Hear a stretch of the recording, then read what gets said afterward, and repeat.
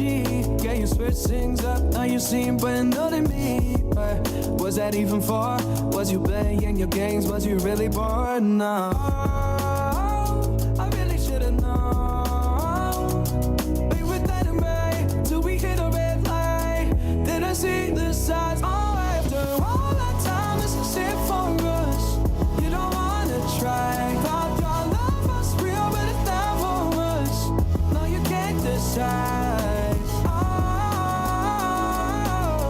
oh, oh. After all this time, this is it for us.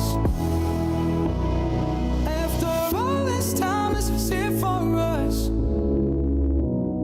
After all this time, this is it for us. Oh, I really should've known. We were dynamite till we hit a red light. Didn't see the side. Oh, after all that time, this is it for us. You don't wanna try. Thought your love was real, but it never was. No, you can't decide. Oh, oh, oh. After all this time, this is it for us.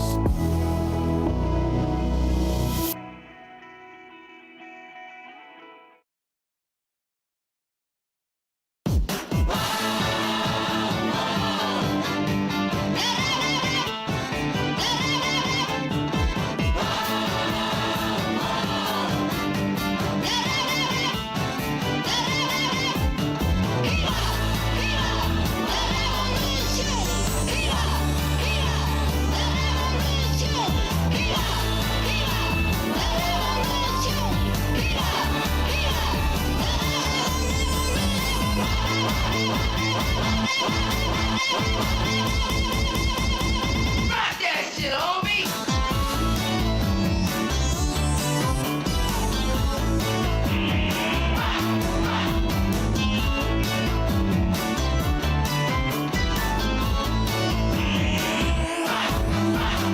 Tune in, turn on.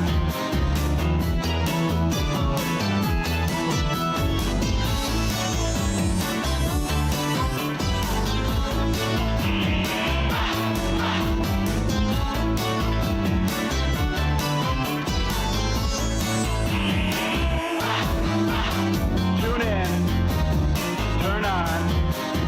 Rock house.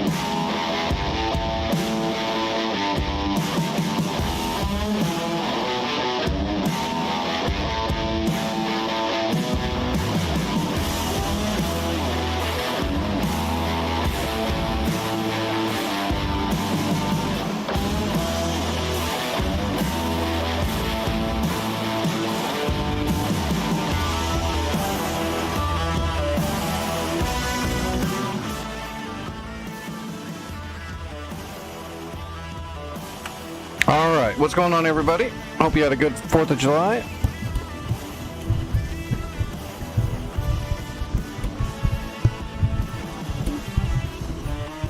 Oh, come on, microphone. What are you doing? It's rebelling against me already. Pizza and beer. Sounds good to me.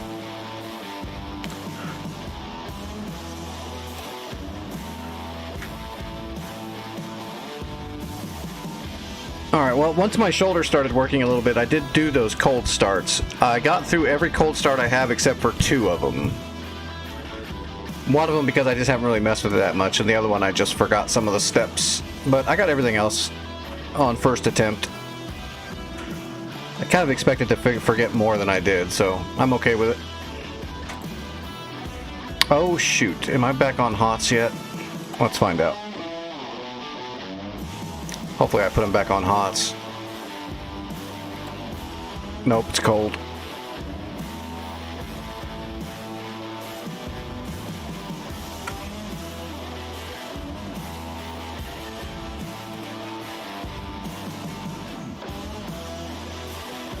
Well, I don't really fly much outside of when I'm streaming most of the time, just because of my body. So if I'm flying, I'm usually streaming. If not to Twitch and YouTube, then I'll be streaming into the Discord and just chilling with people sometimes.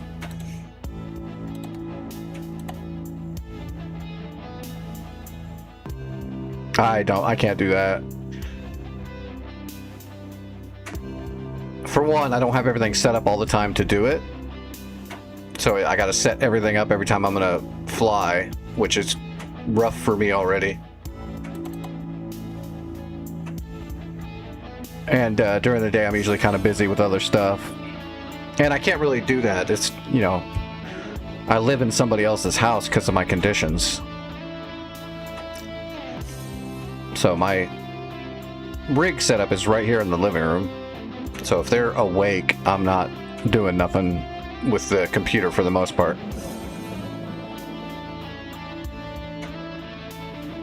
Every now and then, like, friends and stuff will show up at the house and they'll ask to see me fly a little bit, and I'll do that for them.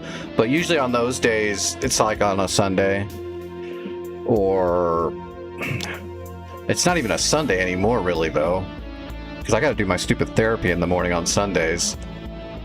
It's actually been a while since somebody has come over to watch me fly, although my daughter's supposed to be coming over sometime next week. She wants to see me fly in person. But usually when that happens, I don't stream that night, because I'll already be sore. Why is this not opening? What are you doing to me already, Eagle Dynamics? So yeah, I don't fly all that much outside of stream.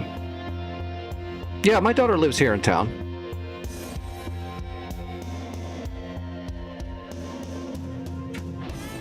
She's probably one of the 90% of the reason why I stayed around where I'm at right now.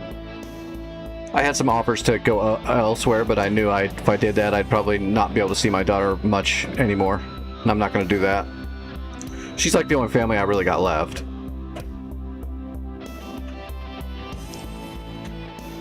No Trump Tower, no. All my immediate family kind of suddenly died about 5.5 years ago. I guess it's been 6.5 years, or almost 7 years now.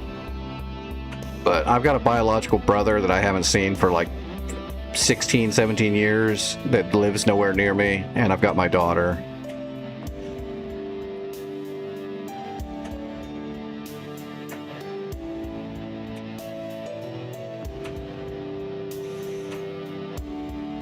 Just get the Afghanistan map. The Afghanistan map is all of it. Unless you just want that little chunk. I don't know, this is weird. It's locking up. Give me a second, I gotta relaunch DCS already. That didn't take long.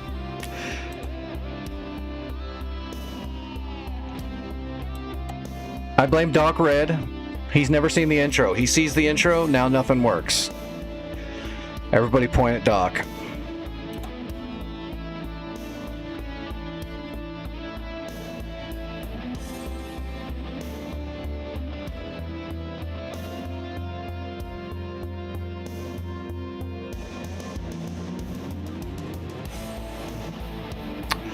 For the most part, I mean, a lot of my blood family I'm actually not supremely close to. I mean, it's a long story. I don't hate any of my blood relatives, but I've got some family around me right now that are not blood related at all, but I consider them family, like the place I live, you know. The person I live with is like a brother that from a different mother, you know what I mean? He's more family than most of my blood relatives were. So I don't consider an accident of birth to be a binding thing. So I have a lot of friends that are blood relatives, and then I've got some people that aren't related to me at all that are way more family, you know, so that's the way I see all that stuff. Even my, like, biological dad who, you know, if people knew who he was, they would know who he, you know what I mean? Like, he's a person that's known in the military and stuff, but he's more like Uncle Dad. All right, let's try this again.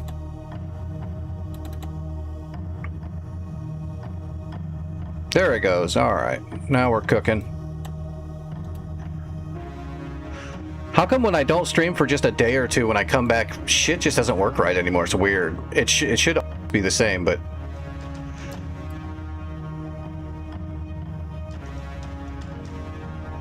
All right, is this my one? Yep, this is the one.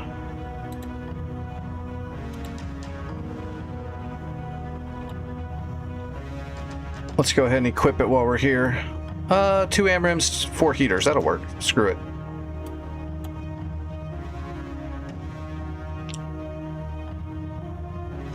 Why wouldn't they let you have an Afghanistan map? That's weird.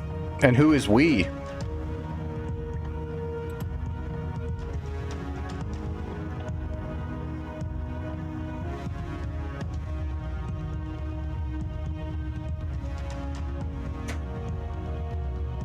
I mean, I wouldn't say buy it anyways, because I don't know how old Shrin. I mean, if you're like a younger person that's living with your parents and your parents are the ones purchasing something for you, that's a different story altogether. If you're like a adult who makes their own money, then it's confusing.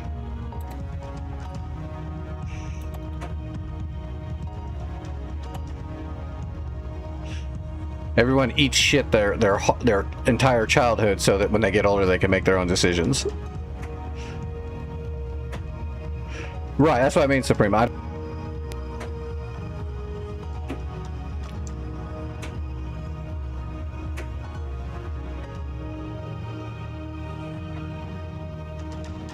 Oh, I gotcha.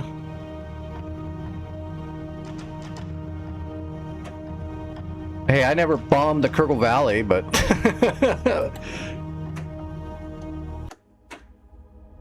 Alright, let's try this again. Maybe not. Now I don't even see it on the list. What is going on? There it is. Never mind. I see it. I see it. I'm just blind.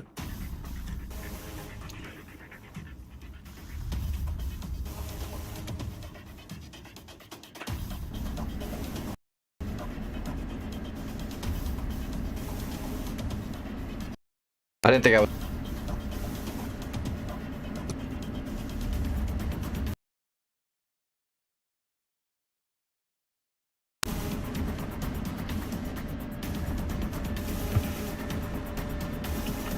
Okay. Calm down, DCS. We got shit to do.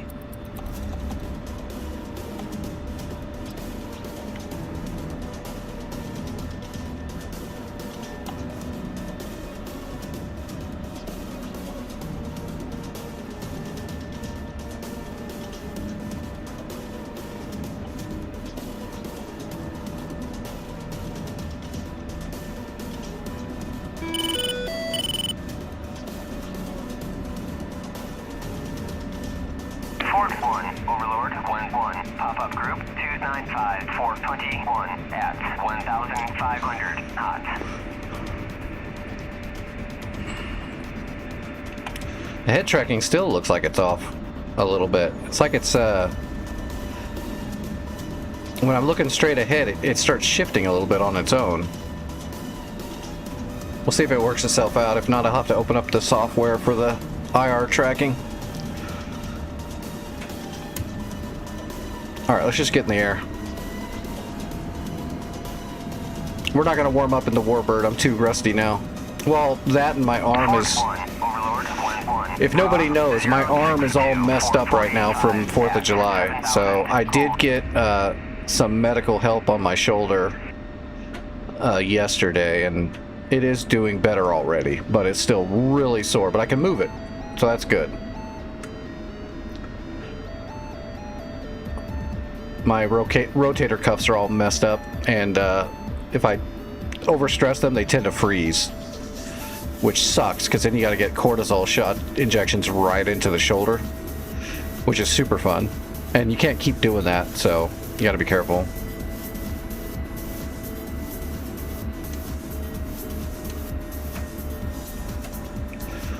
Well, you know what? If you do ever buy that map, just go drop some bombs on there and get it out of your system. Just put a whole bunch of riflemen down there and light them up. It'll be like cathartic.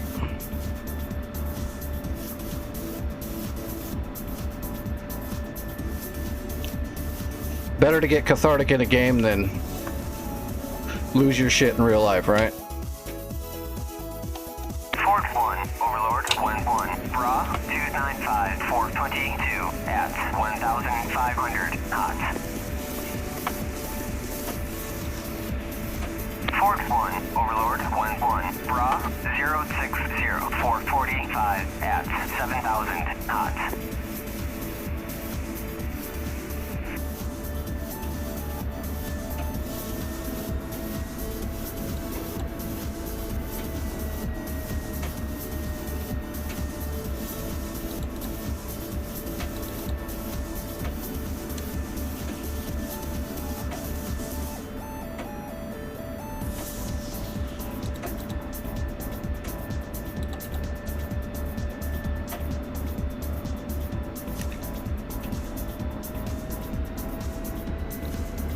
All right, we're pretty light, right? Yeah, we're light. Mill power. Fort 1, Overlord 1-1, Bra 062 445 at 7,000 cold.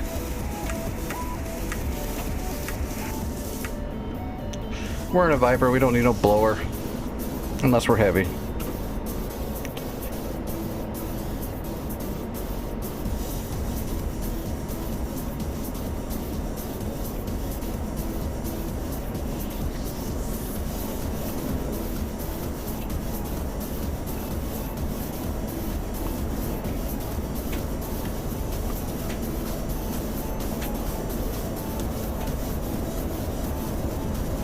Now, if they need to design a new jet that's got the thrust to weight ratio of a Viper, and the bubble canopy of the Viper, and the low speed AOA maneuvering of the Hornet. If they could put those two things together, they'd have an amazing dogfighter. Which I guess, yeah, the Raptor is close to that. The Hornet's really good at those really low speeds with its AOA and nose manipulation, but once you're there, you can't get out. Fort 1, Overlord 1-1, Bra 289 416 at 1,500 knots. Viper can't handle that as well in the slow speeds, but it can also handle 9Gs and can accelerate out of a tight spot quite easily. Whereas the Hornet is kind of stuck. Fort 1, Overlord 1-1, Bra 111 460 at 25,000 cold. Oh, there's the AWACS right there. Fort 1, Overlord 1-1. We'll head for the AWACS. 057 460 at 1,000 cold. Fort 1, Overlord 1-1, Bra 066 450 at 7,000 cold. They haven't called, the AWACS hasn't called out any one of the bandits yet. They've called out the transport way out there in the valley twice. Fort 1, Overlord 1-1, Bra 055 There's a helicopter. 460 at 1,000 cold.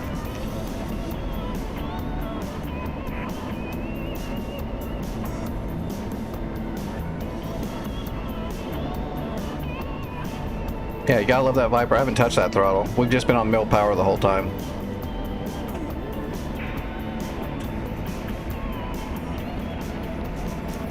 If you're in the Hornet, you'd be shoving that throttle through the front dash by now, trying to get it to climb and get some speed. Big old fat girl. Fort 1, Overlord 1-1, Bra 061 460 at 7,000, cold.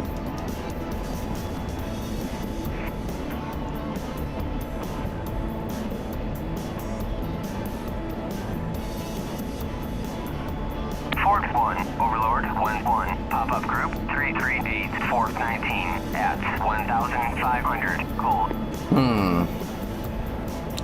I'm not getting them on data link either, actually.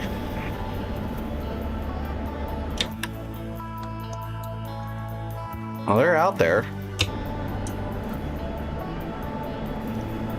Fort 1, Overlord 1-1. There we go. 090.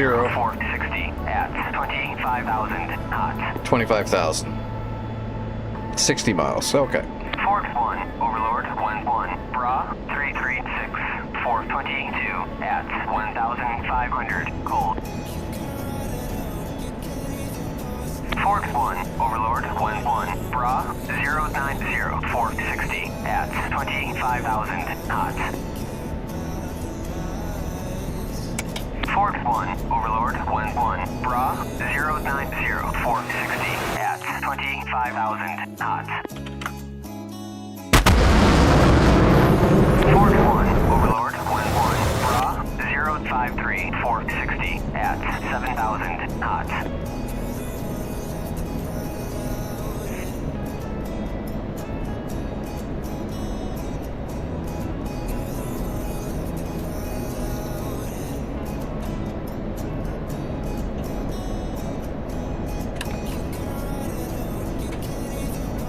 Fort 1, Overlord 1-1. Bra 092 450 at 25,000 knots. Fort 1, Overlord 1-1. Bra 092 450 at 25,000 knots. Fort 1, Overlord 1-1. Bra 044 450 at 7,000 knots. Alright, we're ready. Fort 1, Overlord 1-1. Pop-up group 312 435 There's the leader. at 1,500, cold.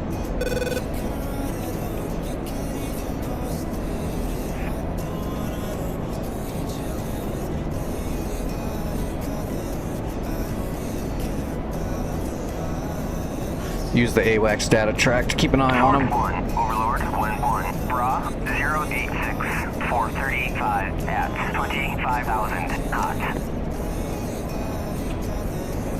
Fort 1, Overlord 1-1. Bra 304 445 at 1,500, cold. Fort 1. Okay, we got a passive track on the TWS on all three. At 7,000 knots. Fort 1, Overlord 1-1. Bra 087 426 at 25,000 knots. Fort 1, Overlord 1-1. Bra 087 424 at 25,000 knots. We've got two AMRAMs. Yeah, this should be a really quick fight. I'm not that rusty. Passing waypoint 1 at 35,000. They're not gonna know I'm here yet. Overlord 1-1 on station at bullseye 3-2. We'll get rid of the AMRAMs on the two wingmen here. Leave the leader.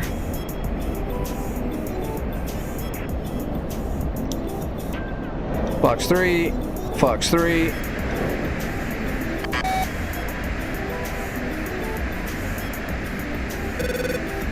Now we gotta slow down because we're coming in super hot.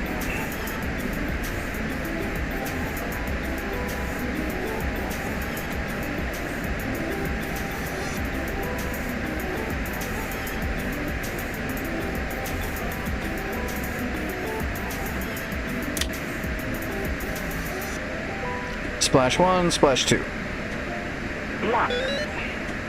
Yeah, I could kill him right now. Force 1, Overlord 1 Fox 2. 351-4385 at 7,000 knots. Might go for flares. 1,500 cold. Oh, we got him with the gun. Got him with a snapshot. Merged.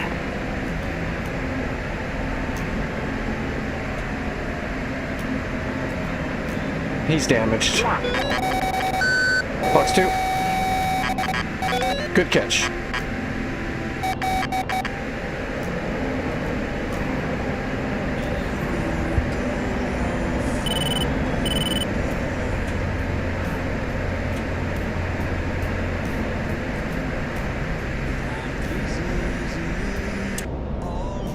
Piece of cake.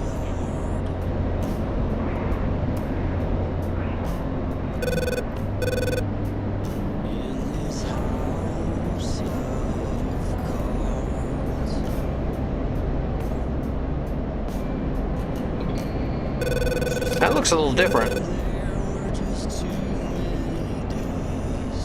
Alright, let's jump into a helicopter really quick. Do a little rotor warm-up.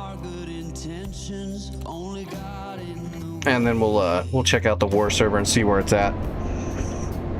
We might not start Afghanistan if it's already near the end or something like that. We'll wait until a fresh start.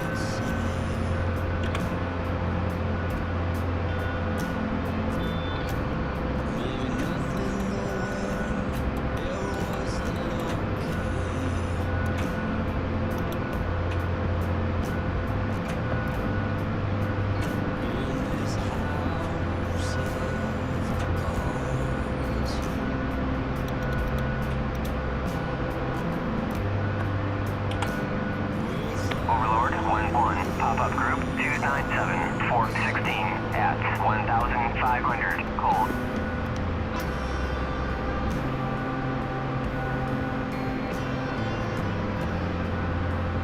That wasn't too sloppy. That was fine. That's what I'm always worried about if I'm going to be able to handle a helicopter.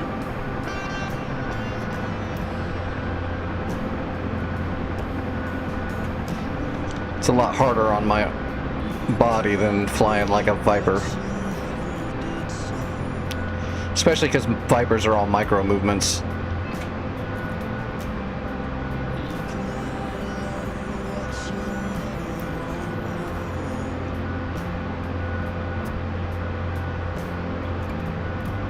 Alright, let's do at least... This definitely hurts. So I'm just going to do one barrel drill and then call the warm-up done.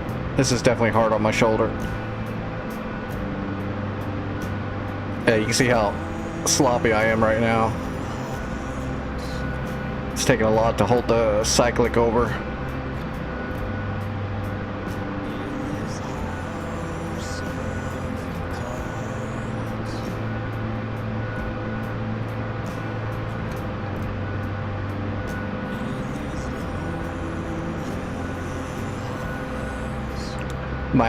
Might have to chill out on the helicopter flying for a few more days.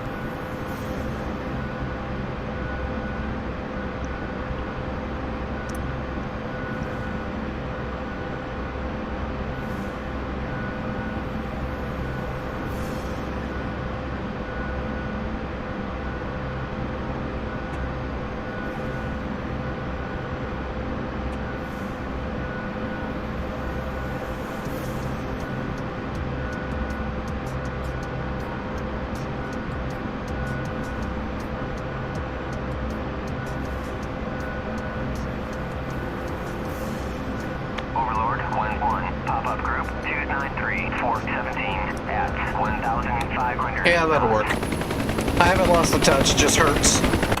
Just hurts quite a bit. Oh, and I'll go ahead and take a dose. I should probably take a dose right now. I forgot to do that. That'll make it hurt more.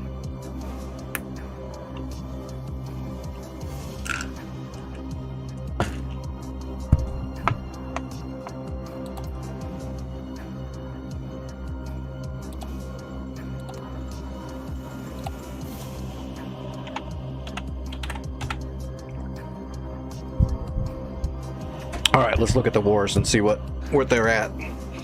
We'll check Afghanistan first because that's the one we were going to start, and we'll see where it's at. Oh, nobody's on it.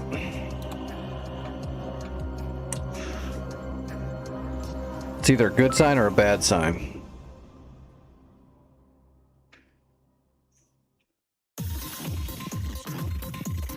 Well, actually, it's just a sign. It's not really good or bad. Plus, actually, is Santa online? He is not. Okay. Say, if Santa's online, depending on where the war is at, I can probably get a fresh reset, you know, done. Oh, never mind. This looks pretty fresh. This is yeah, this is really early. They did start moving north. Oh, they didn't capture this fob right here yet.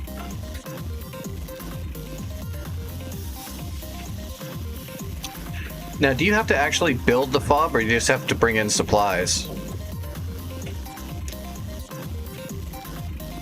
Well, SAM Site Charlie, okay, and this is an airfield, yeah, which needs a resupply. So, let's do a resupply, I suppose. Can we spawn one at Harrod? Oh, well, Harrod's not a warehouse, though. It doesn't matter.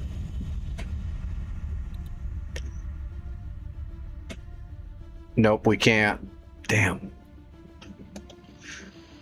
Hopefully I can actually fly the C-130. That takes a lot of stick, too. There's a warehouse. Okay. Shindand is a warehouse. Let's see if it'll allow us to take... Nope. Can't do it. Where's the nearest friggin... Do we got to come out all the way Kandahar?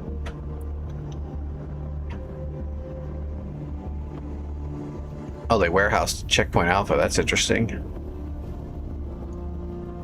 Where's...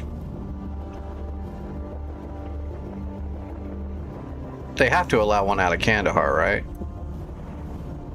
Kandahar International. There it is. Okay, so we can do it out of there. But how far is that? That's going to be a hell of a flight, right? And we can't fly right at the place because these are all SAMs out here in the middle, so we have to fly basically over here to Farah. That is 200 miles. And then we go north another 100, so 365 mile flight. I don't know if I want to do that, to be quite honest.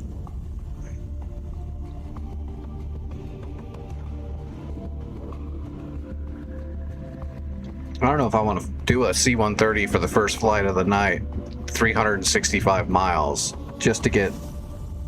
We might be better off... Okay, let me just spawn into Herat with nothing on the plane. So I can check the warehouses. Let's just grab a Viper. I'm with you. I'm with you, Shrin. Well, sort of. Alright. Empty it off. Alright. No loadout.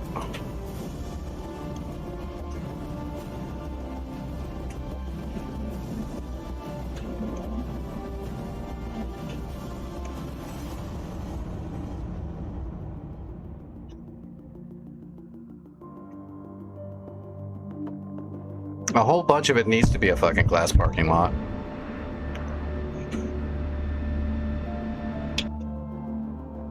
Okay, Herat has... Herat's loaded. Okay, so... God, I wish we could spawn a C-130 right here. That would solve, like, every problem. Oh, there's a lot of shit here, too. So we just need to bring troops over here to repair the place is what we need to do. So, okay, let's do that. Let's spawn... How far is that? That's probably a long flight, too. 60-mile Chinook. Oh, Chinook.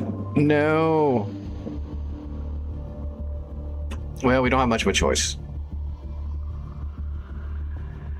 Or, there's one coming in now. Nope, they're going the other way. Never mind, they're going the wrong direction. Alright, yeah, let's do it. You gotta do what you gotta do. So, Herot, grab a chinny with fuel. Actually, with fuel this time. Although we don't need fuel. We don't need full fuel.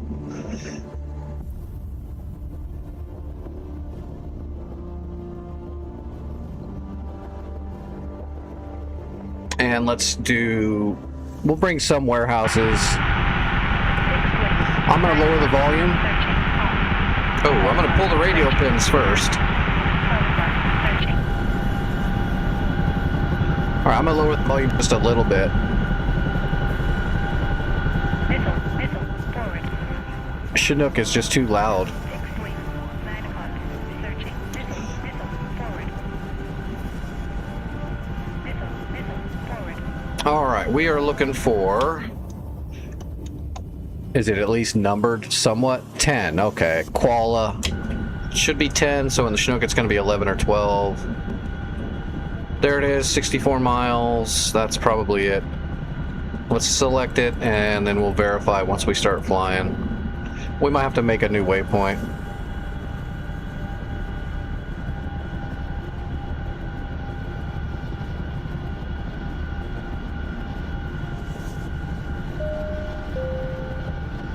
Alright, turn on the countermeasures, open the door.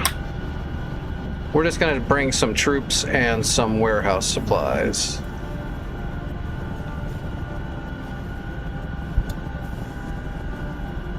I'll be fine, Doc. I can use some of the few DAFC systems that are actually implemented. I'll just use those for the long part of the flight.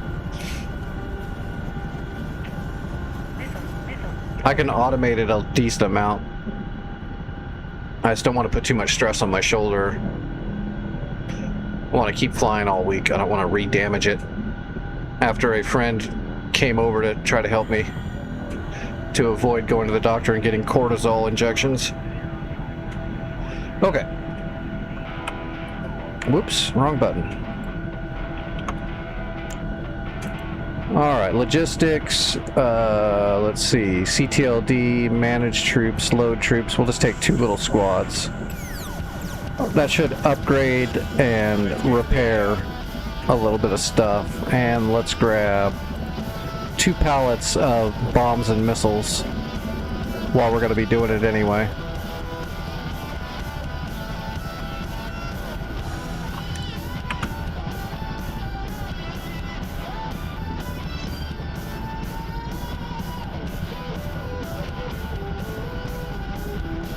$47,798. So we're heavy. Request rearming.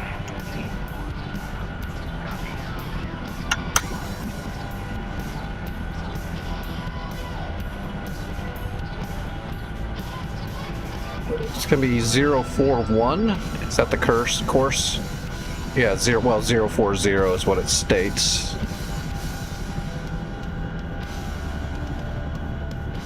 Get our heading bug set.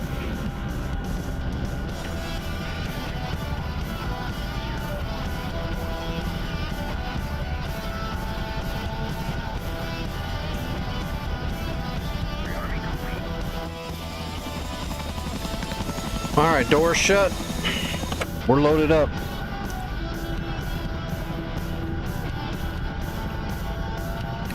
Make sure force trim is good. Away we go.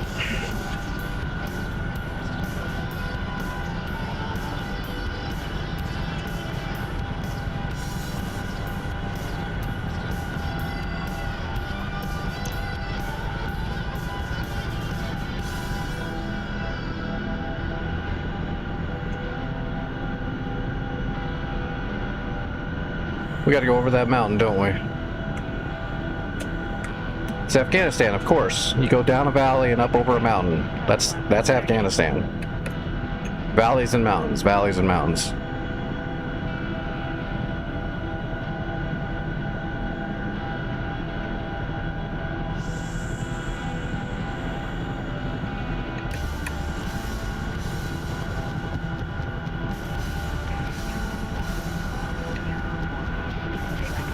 get my cyclic force trimmed.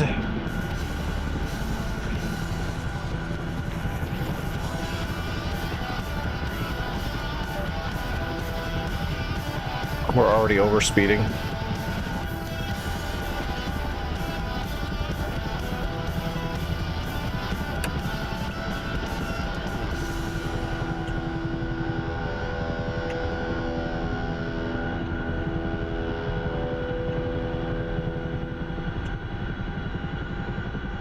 What on earth?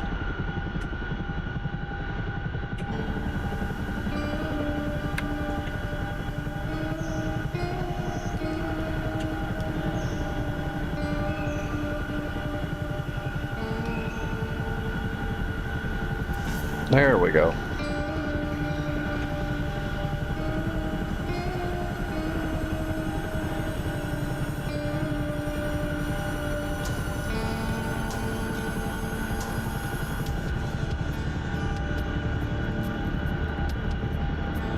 Hey Zach, what's going on?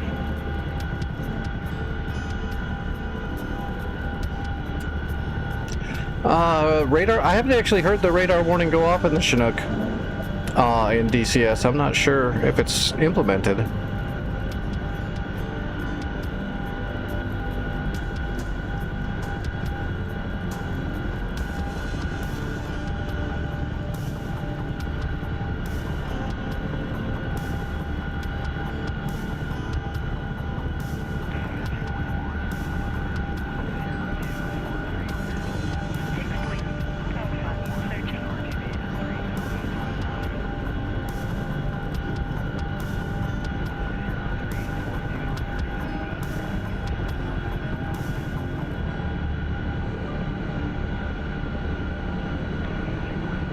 Did they fix the radios yet?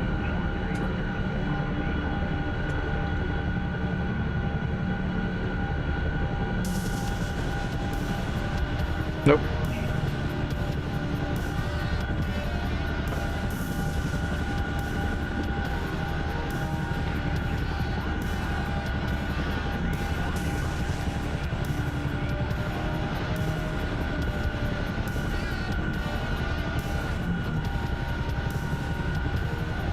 SimPit circuit designs? Nice.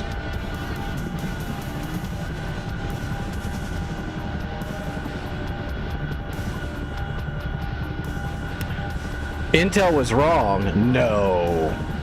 That never happens.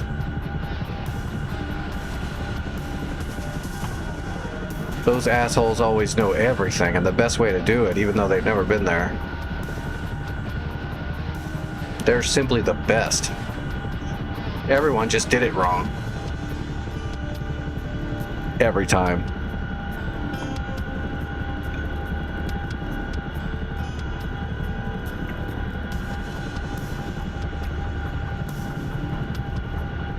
Oh, I pulled too much.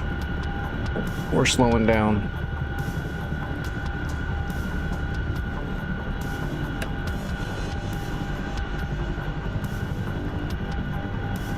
Went from trying to blade stall to slowing down too much.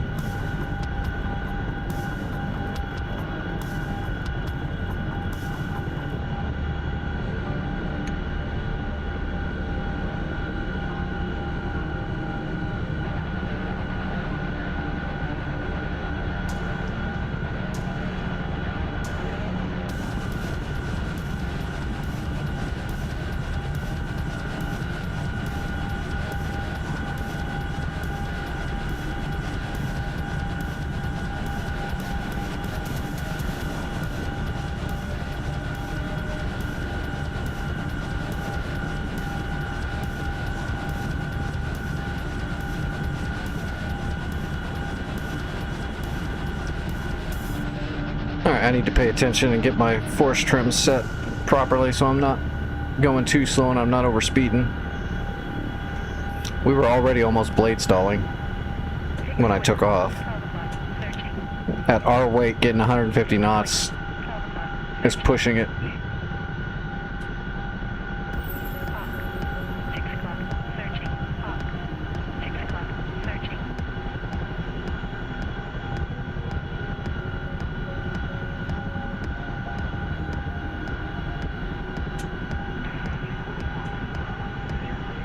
Alright, here we go. We're speeding up.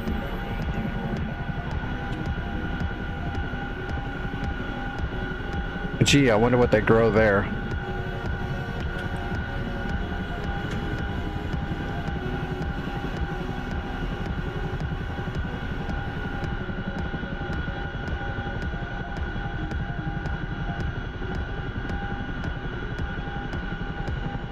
How far over the mountain do we got to go to? There's one range. There's the big range right there. Oh, it's up in there. Okay. So we got to come back down. We got to go over that big peak. Yeah, okay.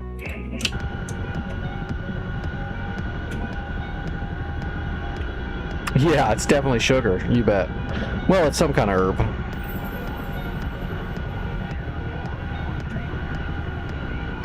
Alright, 145 knots now. See if we can get the force trim set so we're no longer accelerating.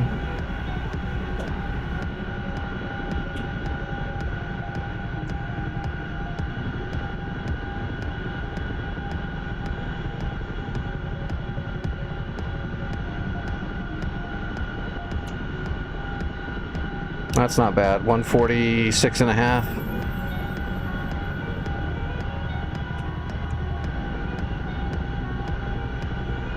No, it's not new. It's Afghanistan. I just didn't know that Santa had done it. It wasn't on my list. And it's going fine so far. It's not a complete fresh start. Somebody's worked on the map a little bit, but not very much. Most of the meat's over here.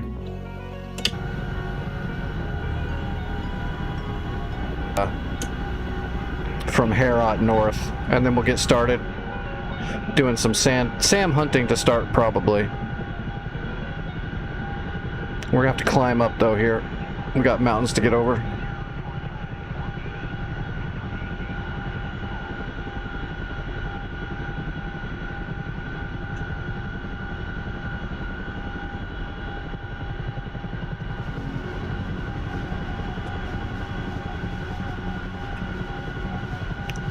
Do an elevation switch. We need to ease off on that though. There we go, a little bit too much torque. Yeah, I always got to forget that Afghanistan, the MSL is extremely high, so running helicopters up here is pretty rough. You can't just grab your helicopter and throw everything on it.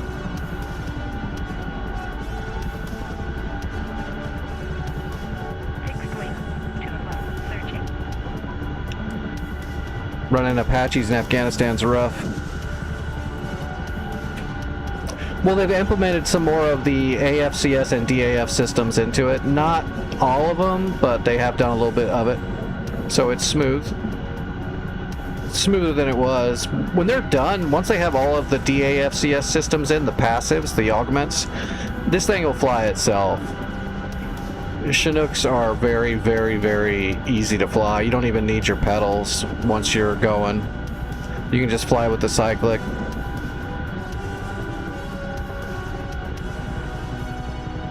It's got full DAFCS augmentations on it. They just haven't implemented all of them yet.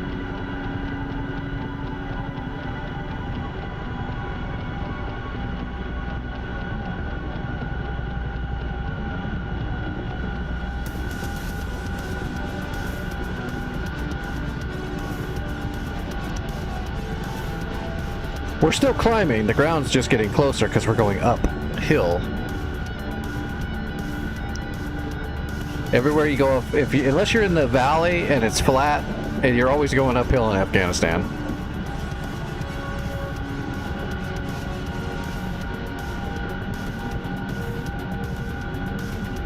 That's why I'm watching that torque like a hawk. It's real easy to start redlining your torque. Gotta do everything gradually. If you fly Apaches, you'll know what I mean. If you fly on Afghanistan just once, you'll load up your Apache once, and then you won't be able to take off. You'll be like, what the fuck?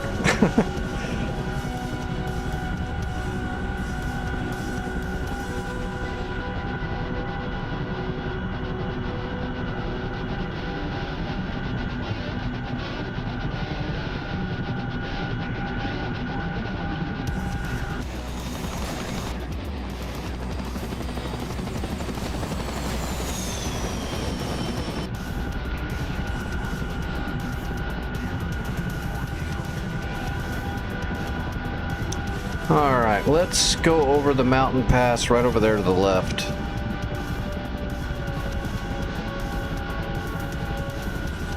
See that little crease in the peak?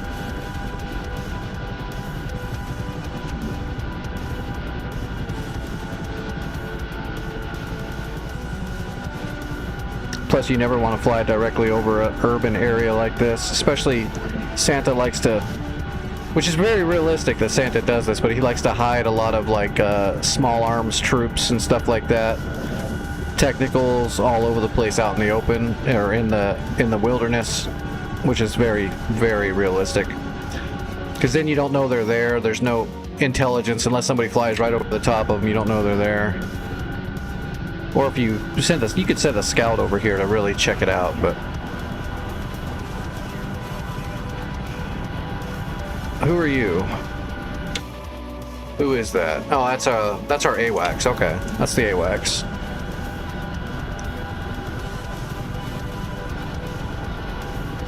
Yeah, we're running out of climb already. Yeah, he does do that. But like I said, it makes sense. In real life, you wouldn't fly your helicopter right over the top of a unsecured urban area, which in Afghanistan, everything's unsecured. Even the shit that's secured is not secured.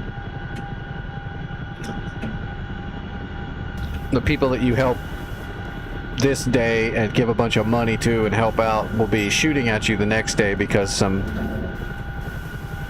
people will show up in their town that night and give them some guns and tell them they have to start killing Americans.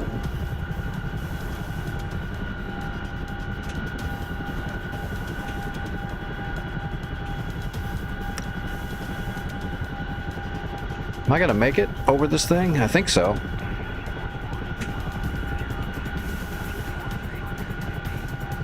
I can't really, I don't want to add any more thrust. We're still got a little bit of a climb going.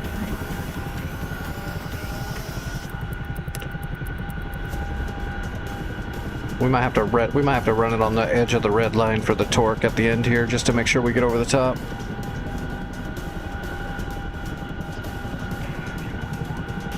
Good old Afghanistan. This is why I wanted to use a C-130.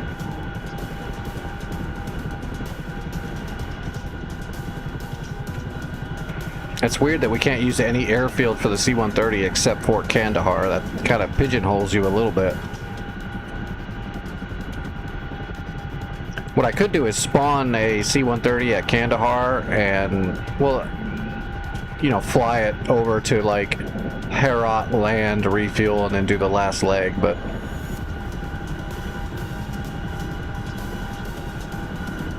we'll just do it this way. What are we about? We're about halfway there. We're good. We're about halfway there. Yeah, 33 miles to go. And we're coming over the peak right now.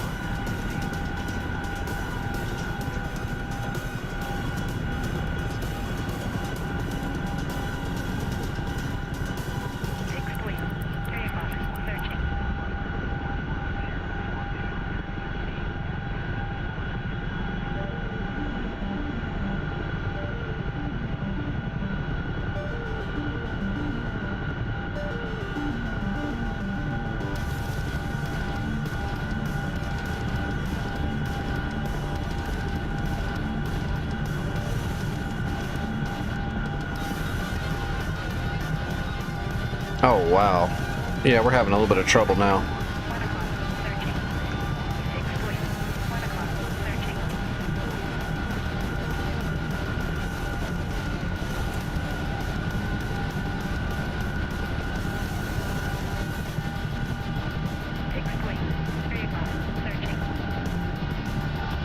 Well, we made it over the peak. Not by much, but we made it.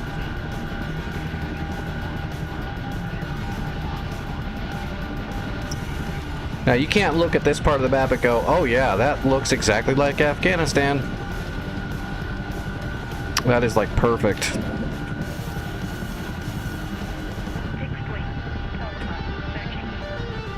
Whoa, what are we doing? What are we doing? What are we doing?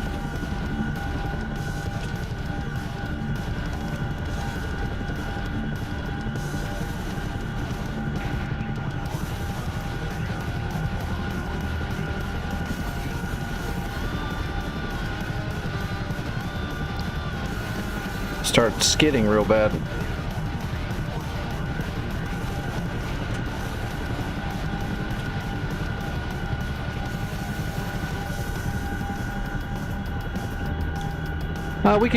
We can work on that sometime, Trife. I can give you a good rundown on the force trim settings, how to actually utilize them, and how to land the Apache. I can do that. It's pretty easy. The Apache's pretty easy.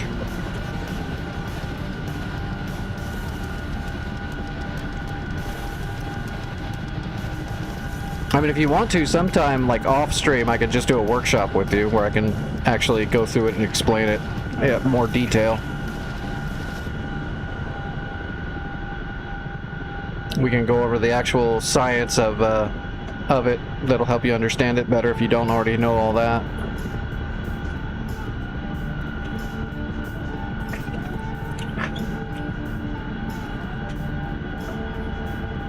Some night when you've got time, I can just do that like in Discord.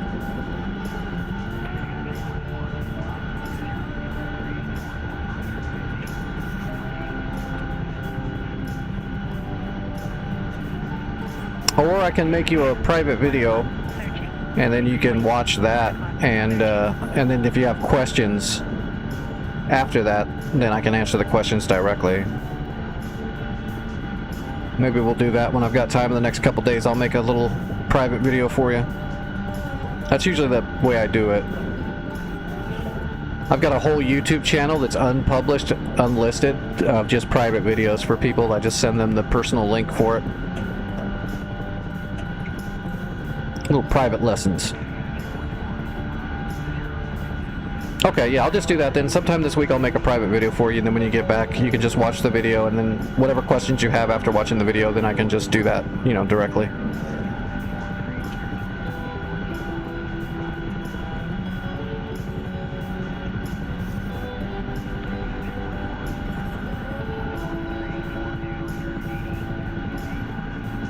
Alright, we're starting to descend. Let's see, we got 23.5 miles. Yeah, we'll just do a gradual descension.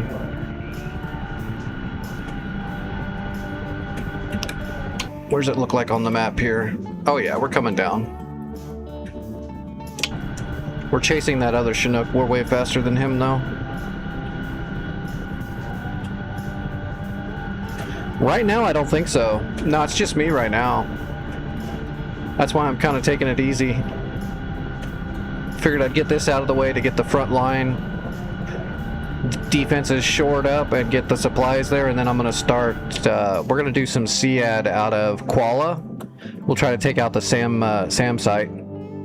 Once we black out that, then we'll try to capture this FOB, and then we'll start doing some aerial strikes once we get a scout overhead.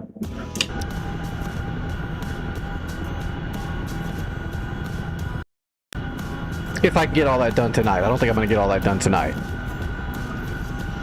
I gotta be smart about my arm. I can't just wreck my arm while it's still recovering. So if it starts hurting really bad, or if it feels like I'm stressing the rotator cuff, then I'll probably call the stream a little early when that happens. Just because I don't want to risk damaging it more.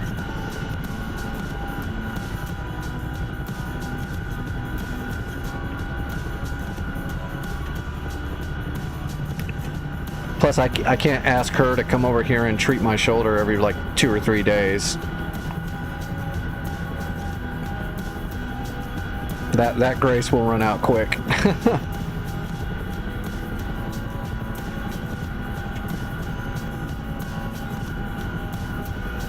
Oh, that looks cool.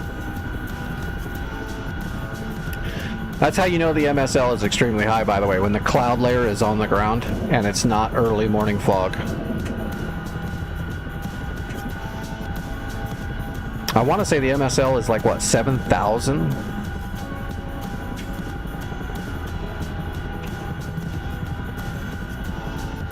It's really high. It's rough on rotary engines. We'll just say that. It's rough.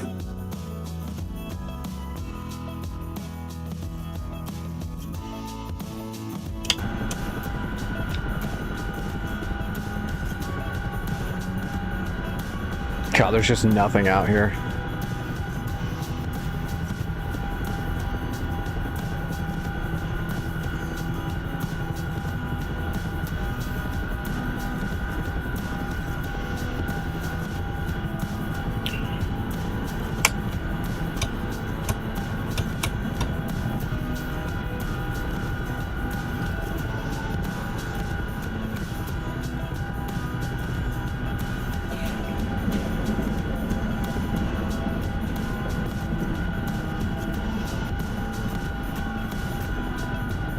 Well, did everybody have a good 4th of July anyway? Fun, blow some shit up. Have a nice barbecue.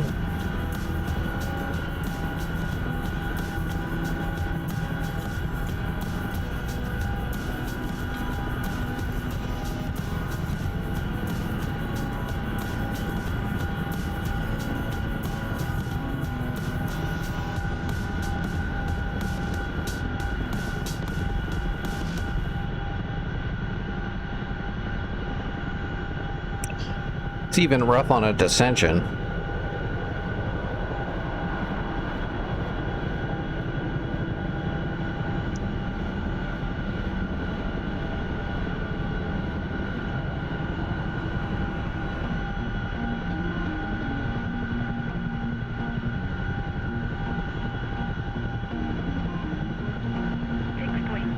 Porch light flicker on the siding. Moths dancing like they know to. Porch light Yeah, see those little villages down in the valleys, in the crevasses in between the lands there. That's where you got to be. That's dangerous. but tonight the world's in tune. Vehicle searching. Nothing but little tiny villages all along the river. You got some greenery, you got some water, you got some shade.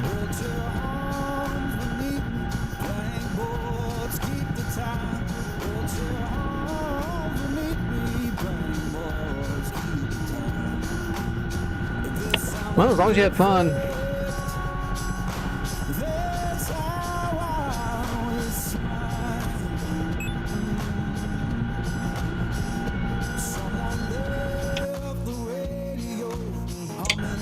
It is right up there. It's got to be right up here in the crossroads, right? Or it's right up there. How far away are we? 10 miles.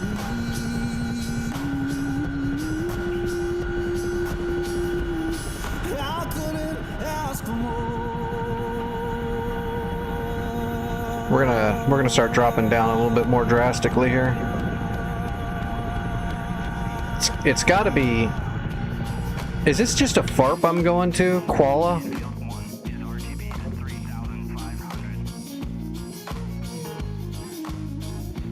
I think that's a FARP. I don't think there's an airport there. There might be. Alright, we got a good steady dissension. Let me see if I can look here. Okay, no, there is an airfield there right alongside. Okay, it's the big one up here then. It's right up here. Right along the river. I believe it's right here somewhere. Yeah, that's it right there. I see the airfield. I see the runway. Alright, yeah, we'll shoot for that. We'll keep this glide slope right here. What are we doing? Negative 0.8 maybe?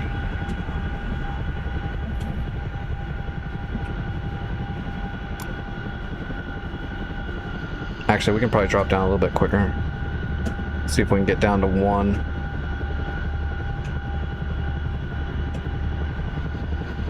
Without losing our shit too much. There we go. There's about, well, that's almost 2 now.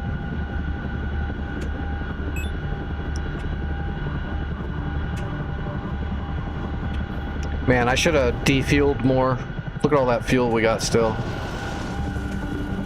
I always take too much fuel. I'm a horrible mission planner when it comes to the logistics of it. 2 o'clock searching. I'm always like, I'd rather have too much fuel. What's up, California? How's you doing tonight? Hopefully you had a good Independence Day.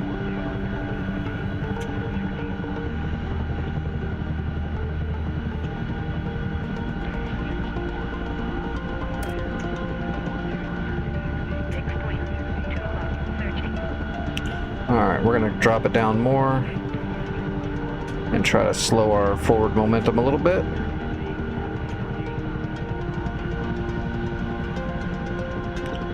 A nice controlled crash.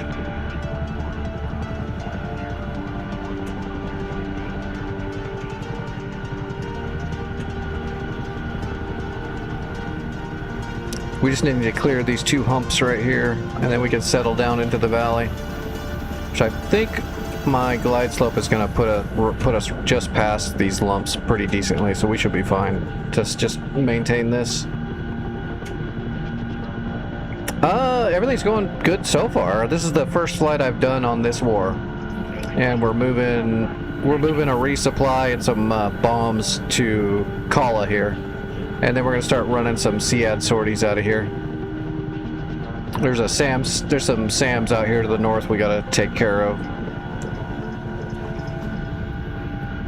But we had to get this done first. The defenses here are pretty much gone, and warehouse is pretty fine, but we'll grab some extra stuff.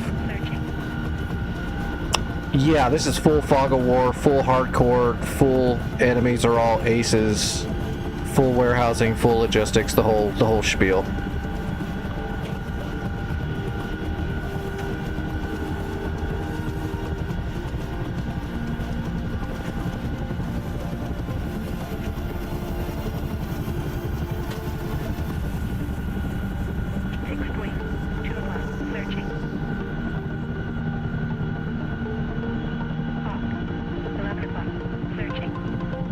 So far we got a foothold in the south around Kandahar and to the west and north. We're working on the northern trip right now. The northern west side of Afghanistan. Yeah, that was a good glide slope. That put us right over the airfield.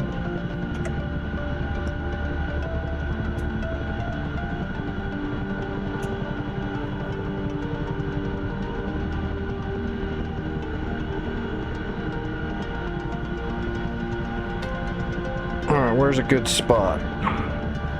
Right there. That looks good. We're gonna circle around to that little square patch right there.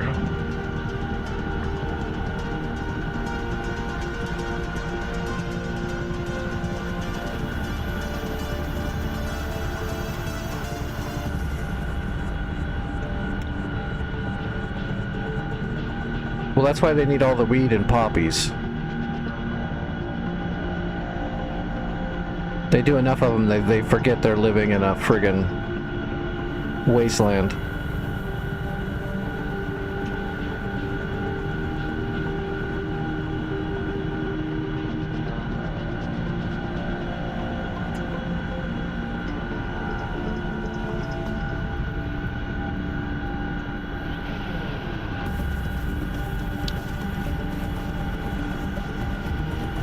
All right, like a boss.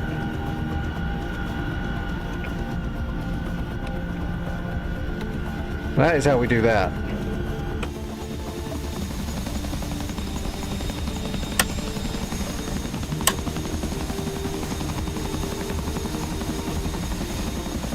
Alright, we'll drop off the troops. That'll tear it up and hopefully repair that Roland. And then we'll drop off the warehouse supplies.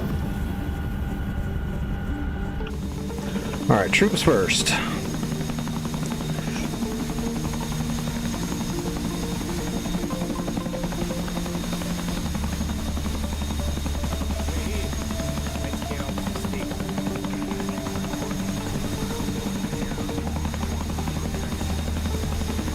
Oh, that didn't do that. That's weird. And let's drop off the warehouse supplies. Oh, you probably have to have zone supplies here. Troops are just for capturing and tiering the initial time. We probably needed zone supplies for this.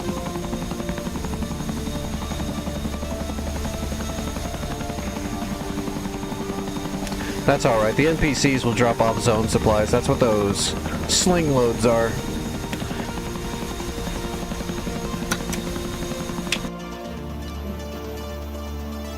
Oh no, it did. It tiered it up. It tiered it up. It didn't repair the Roland though.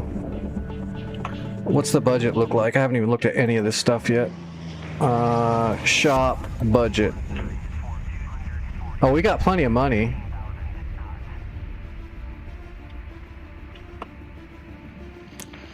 So in that case, can we Sam Site Charlie, can we go ahead and I don't have experience yet. I can't do much yet. Sam Site Charlie. We need Charlie. There we go. Let's put a scout over Charlie and see what it looks like.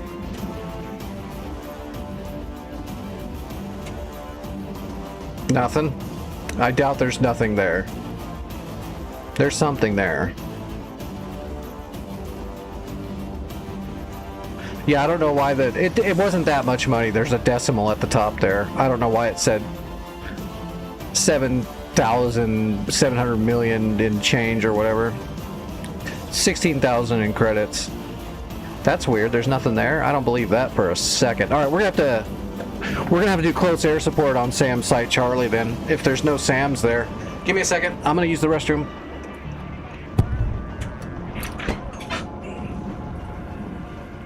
Fixed wing, 2 o'clock, searching.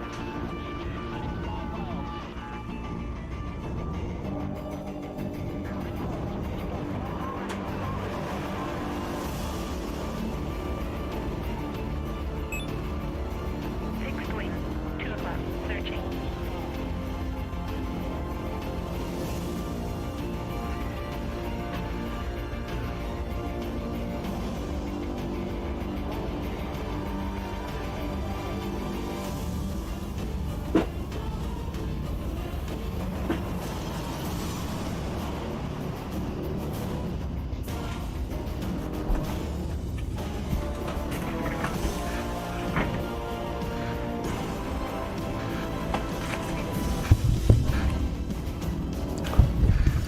Alright. Why does that sound so loud all of a sudden? So they're still not showing us anything, huh? Let's go ahead and put the other recon up over Maimana. We've got 2, right? Yeah, we've got 2.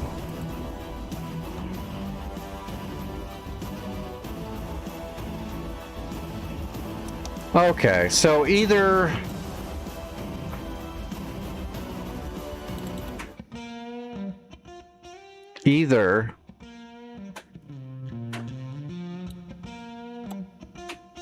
the fog of war is broken or there's just no enemies anywhere. I don't believe that for a split second. Something's wrong, the scouts aren't working. So I guess let's grab a Viper and an ELINT pod and just fly out here and see if we see any radars. If there's no radars, then we'll be good.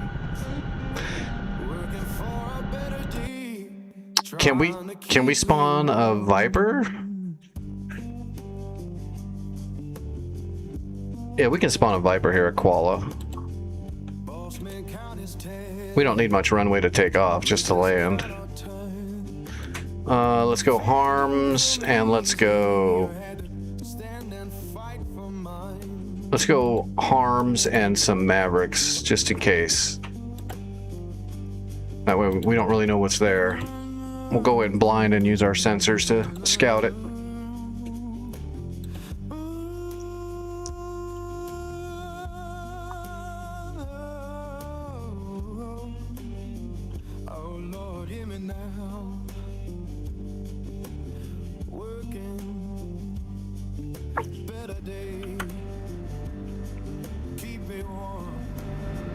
Alright, well, let's do a little planning here before we get started. It seems how we're going in completely blind and we don't have any intelligence. Again, very realistic. All of our military intelligence is giving us jack shit. So let's... Okay, we're on the bag. So let's pull a GPS off of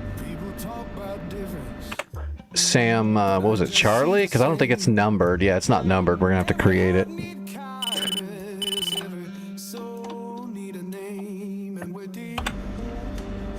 And we're just going to use steer point 5. No. Alright, steer point 5. We're going to alter this. Actually, wait, what is the other one? 11? So let's use 9.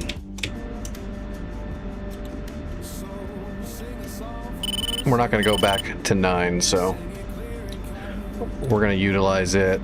Alright. North, and we want 3540. We're going to use decimal minutes because the nav system is older.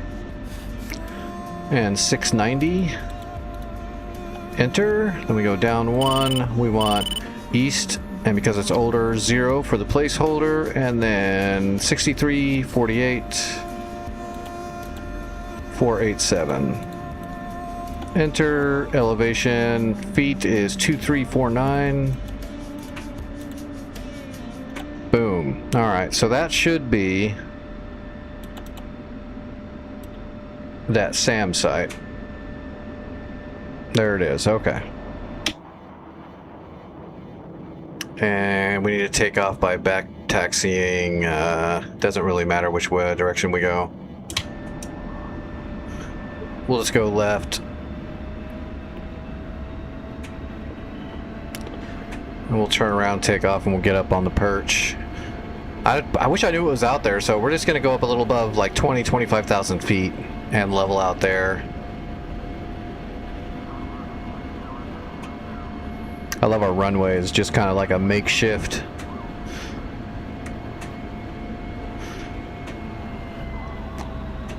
It's a lay down runway.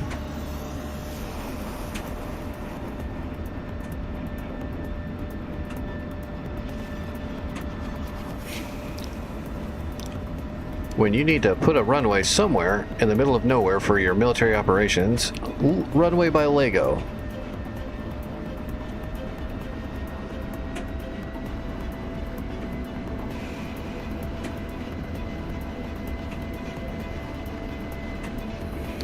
Yeah, we'll get up in the air. We'll let the ELANT pod see what it sees. If it doesn't see anything, we'll go ahead and we will slew our targeting pod over there to that waypoint and have a look around and see if we see anything. There's obviously something there, or it wouldn't be red. I don't know why the scouts are seeing nothing, which either means it's troops, because the scouts won't see troops. They'll just see like vehicles and stuff. They're not going to see troops walking around down there. So if there's a bunch of troops there, then that makes sense, but something has to be there, or it wouldn't be red anymore. It would be blacked out. Or a building. Yeah, it could be a building. Buildings won't show up on a scout either. You gotta have separate intelligence to know if a building's there. So we'll just have a look. If there's nothing there, I don't know, we'll move on to...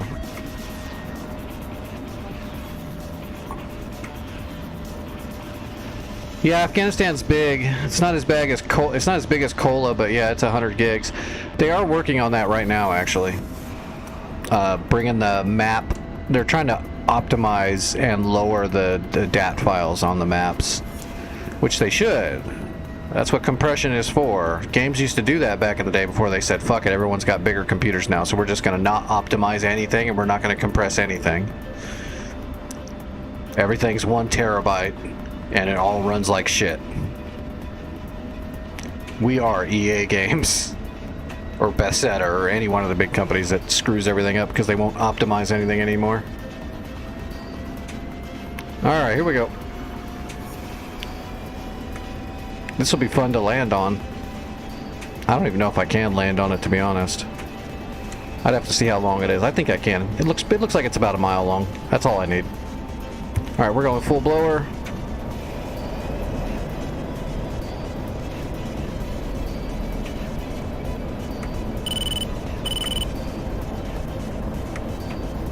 Rotating. Airborne.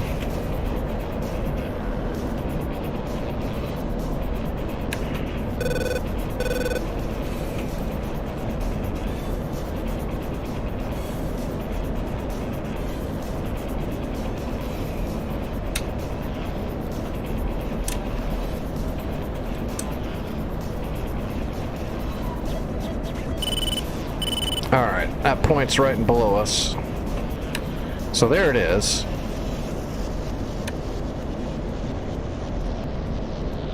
Oh, we got enemy air.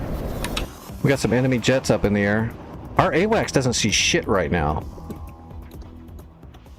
So I've got them on data link, but our AWACS map's not giving us nothing.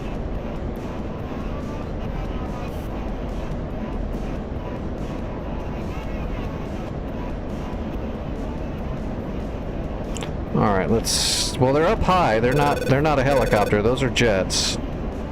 Not sure what kind of jets they are. Keep an eye on them.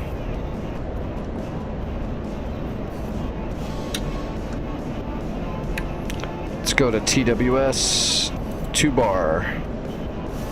They were at 28,000 feet.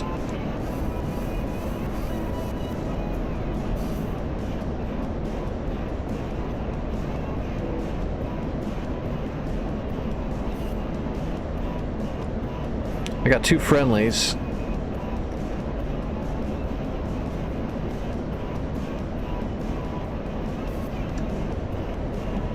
Okay, I got one of them.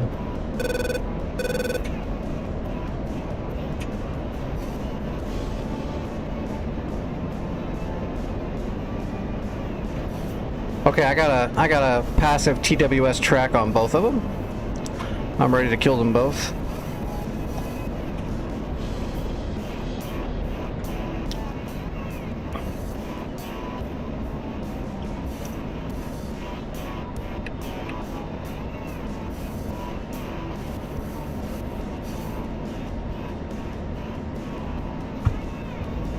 Alright, we're gonna hit the blower really quick to get these 2 shots off.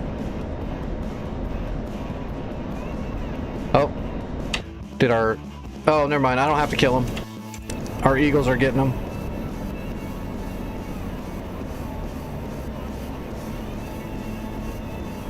Oh, are you in the JTAC slot? Looks like our Eagles are killing them right now. Yeah, he must be going down. I don't know why my AWACS is giving me no actual data on the situational map. But at least I can see him on my actual data link.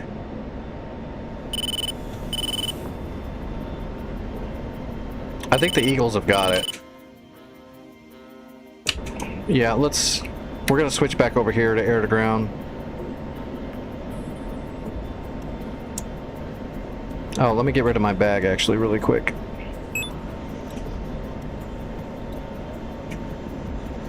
That bag is cashed in.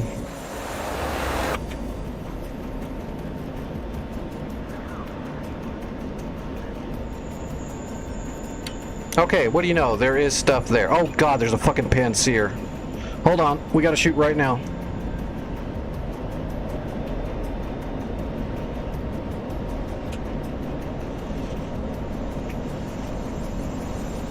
Come on, give me Mach 1. I'm not gonna get Mach 1.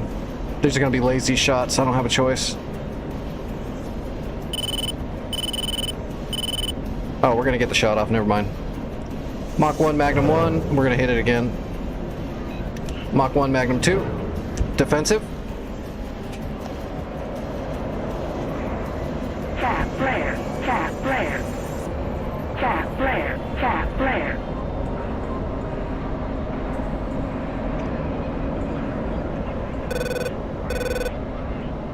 Panzer's on me.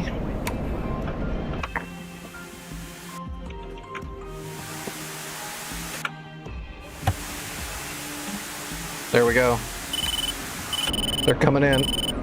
I'm gonna pull up now and hopefully hold the lock.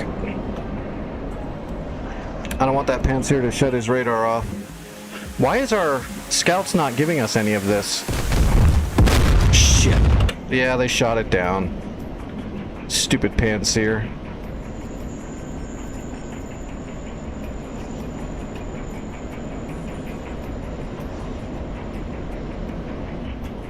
Why is our scouts not giving us any of this information? I'm gonna have to ask Santa about that. The map appears to be broken. We're not getting any of our intelligence assets information at all. We gotta go rearm and come back, because Panzer's gonna take a little bit more work. Now that I know that's there, though, I can do a high velo, high angle shot and kill it for sure, but not with a Maverick.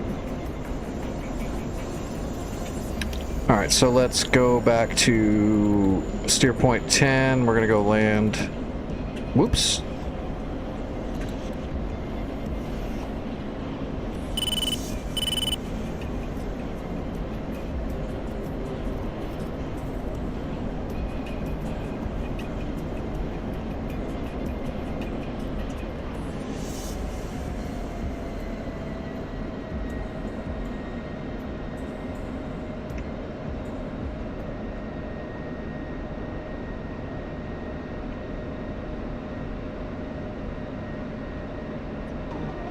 That's nice.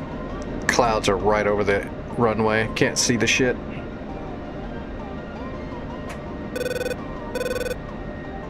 I should have pulled a magnetic and set the HSI. We'll just get down here and have a look.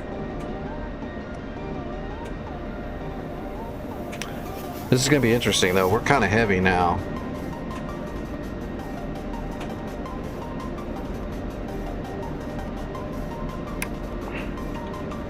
Oh, do we got a Vic? We don't have a Vic. We're Vicless right now.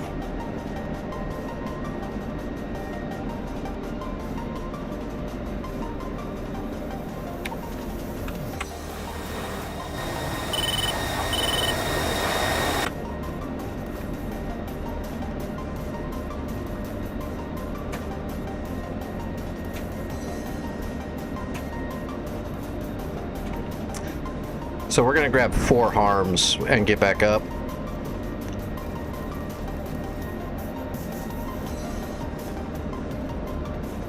Oh, we need a new, accidentally messed up the altitude of that waypoint, so let's just grab a fresh one. 2,346.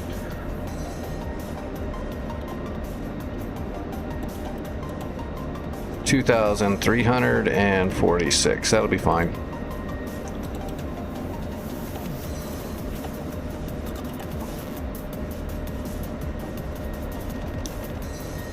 Hello, Pro Time Gunner. How are you doing?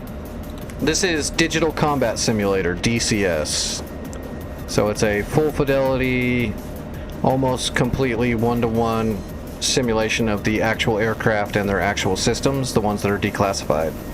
And this is the civilian version of the military training program, which is why the flight models are so good.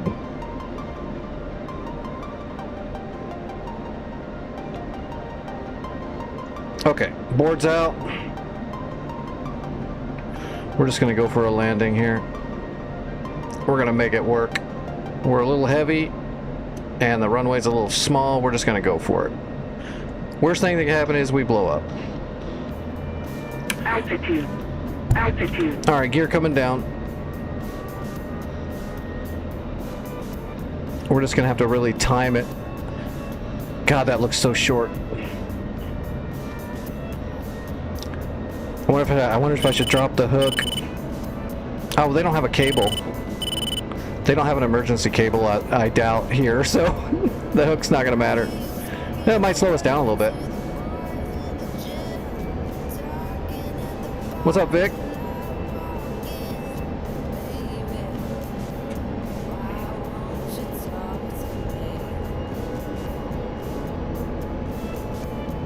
Gonna scoot over the top of this mountain like a boss.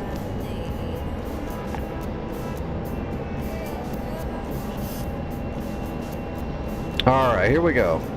We gotta shoot this one real precise. Alright, on speed, on time.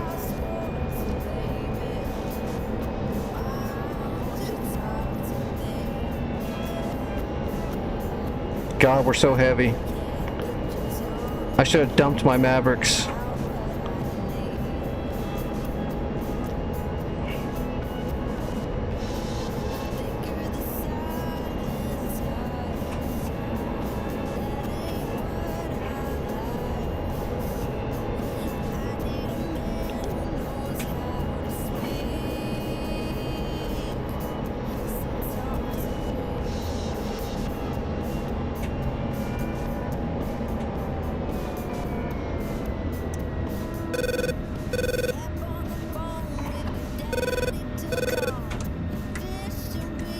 Like a boss.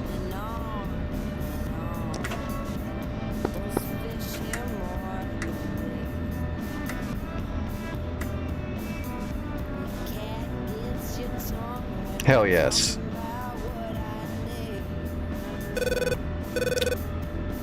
Was anybody else puckering just a little bit?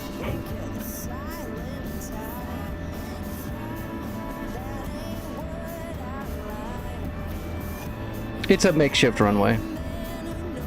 Artificially created. It's a laydown.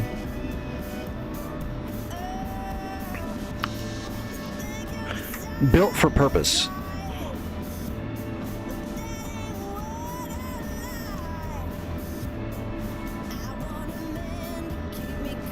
Okay, let's get rid of these Mavericks and we're gonna load up all harms now. We're gonna go back and kill this Panseer.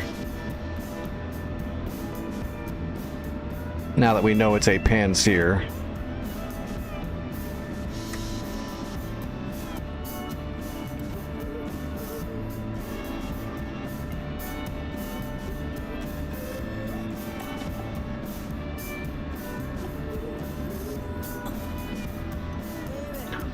Alright guys, give me some harms. Give me a fresh bag. Give me all the fuel. We're going up to Angels 30 for this shot. Oh, yeah, we're going. We're definitely going to deliver some packages for this shot. Request refueling. Request rearming. Copy.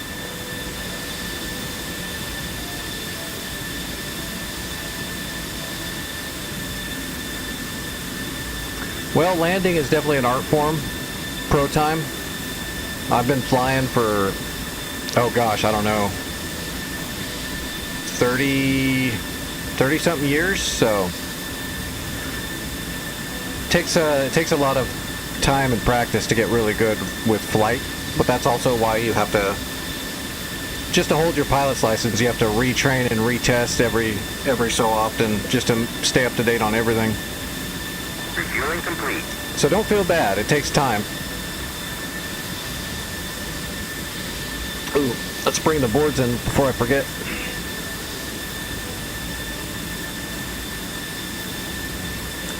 You can watch it on, I put up the VODs the next day of all the streams, so you can go to the YouTube channel and watch VODs and tutorials and all that. Or on Twitch is where the stream is full screen, full resolution. Unfortunately, I can't stream to both of them at the same time in full resolution right now. Rearming complete. Alright, 4 harms. Make sure our fuel's good. Fuel's good. We got a bag. Let's make sure our stores are reset. Cycle the master. 120s, 4H. Yep, we're good. We're ready to go.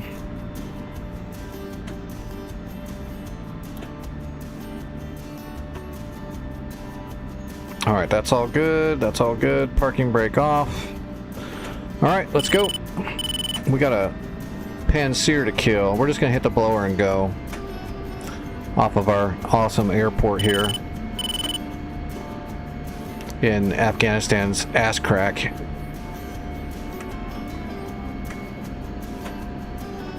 Alright, mill power. We'll hit 1036. We'll hit the blower at about 80 knots or so. Actually, we better hit it now. Here we go. Blower off. Or on. NSW off. Or NWS off, sorry. Rotating. Altitude. Altitude. This is an F-16C model, Block 50. So it's basically the Rolls-Royce of Vipers.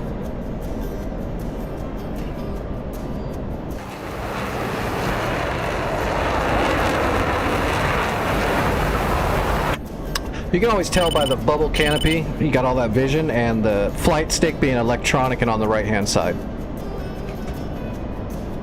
The A10 stick that's on the right-hand side.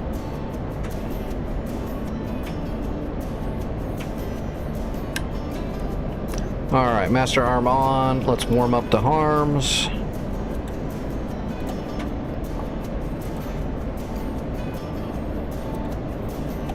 Alright, power on.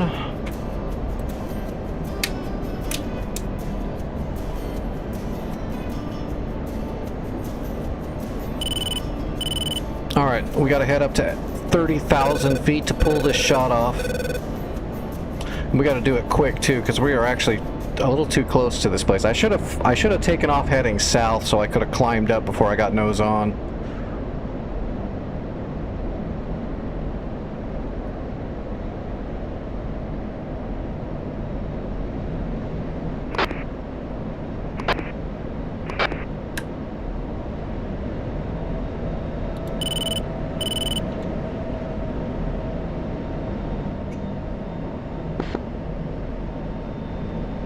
Oh, shoot. Alright, 32,000 feet. We went a little too high. Had to check my SRS radio really quick. It was...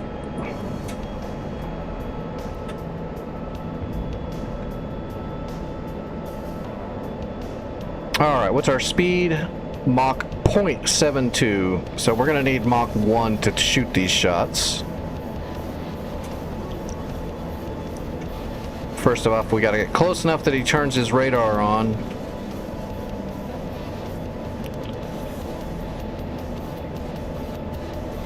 What's our fuel looking like? Ah, we've still got fuel. Alright, I'm gonna hit the blower now and get going.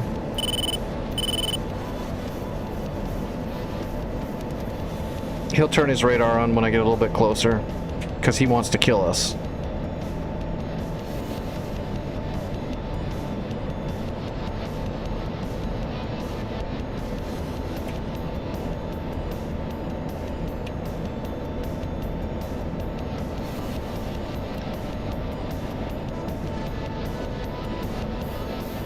Alright, Mr. Panseer, whenever you're ready. Oh, we got a fulcrum or a flanker up in the air. One or the other. Same radar. It's a 29 radar. Okay, there's the Panseer. The Panseer is on. Got him. And triangulate. Nope, I don't need to triangulate. We've got a full track on him already. Mach 1. Magnum 1. Mach 1, Magnum 2.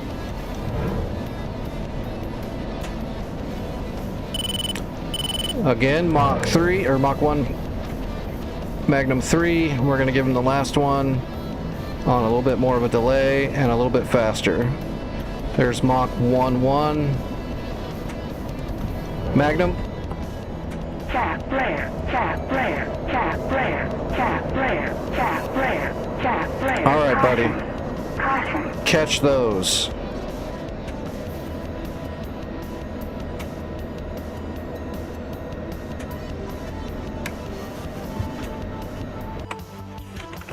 So these missiles are moving really fast now, and they're coming at a harder angle, so hopefully the Panseer can't shoot them down so easily, because they're moving so fast and the angle's high enough that the Panseer will have trouble getting a solid track on them to shoot them. Like before, the other harms were already dead by now. These ones have gotten through because of those parameters. Now they got one. Come on, baby. Oh, we got him. We got him. Dead Panseer. Dead Panseer. Hell yes. Alright, we're in business now. I told you I'd get that Panseer. Alright, we're gonna switch over to Cat 1. The biggest donation I've ever gotten? I don't know. The biggest donation I've ever gotten wasn't money, it was equipment. So when I first got started, a supporter came along. I was doing aviation instruction on Twitch with using just an old computer and my mouse and keyboard and trying to help people learn how to fly. And somebody came along that had money and stuff and built this rig for me, or they bought me all the parts to build this rig that I'm flying on right now. So that was probably, I don't want to say exactly how much it was. It was thousands of dollars to build this PC. That's the most I've ever gotten. That happened about a year and a half ago. It was awesome. It was amazing. And I've been doing it ever since. Alright, hey, we actually have information on our ELAMP pod now. I think the biggest cash donation I've ever gotten was also for some equipment, but I got a cash donation of $300 to help me replace part of my broken hostess. And that was actually not that long ago, so I haven't ordered that new hostess piece yet.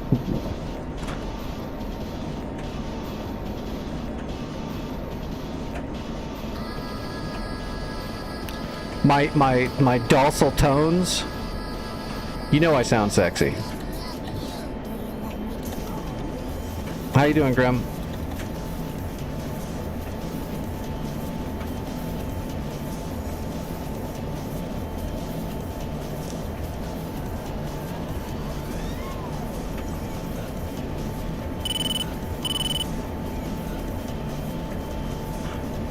My first hostess was also donated to me. My original Thrustmaster Warthog was an older model, and it was just a supporter just mailed it to me.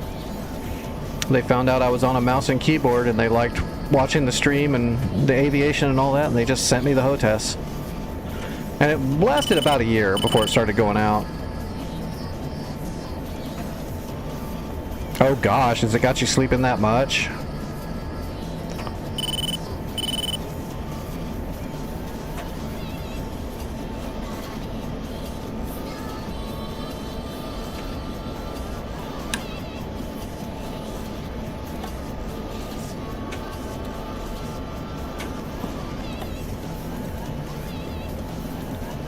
Alright, we gotta lose some weight.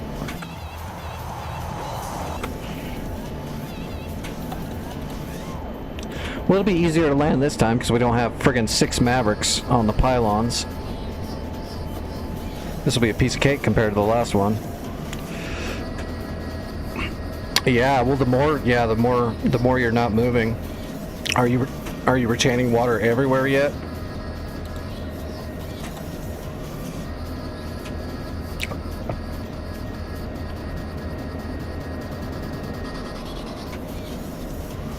Just in the lower extremities.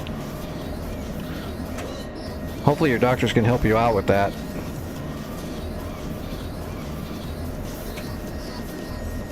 Hey, everybody's got to drop a load.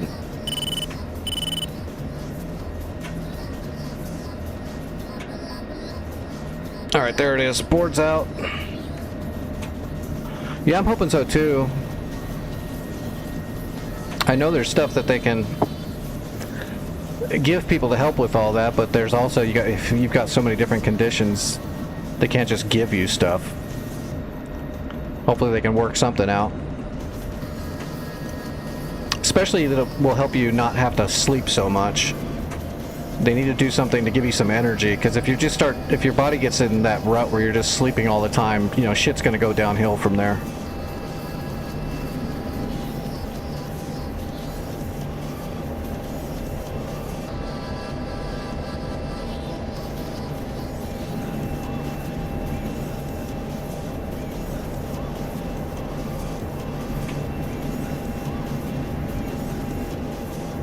I'm using the same waypoint and it has shifted off the runway. Isn't that interesting? Something's buggy about this map right now. I'm gonna have to talk to Santa about it. Waypoints are moving themselves. And the AWACS map is not showing any intelligence and our scouts see nothing.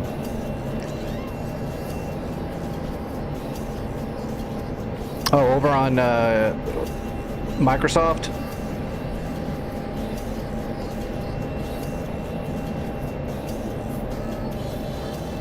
I still don't have a copy of that.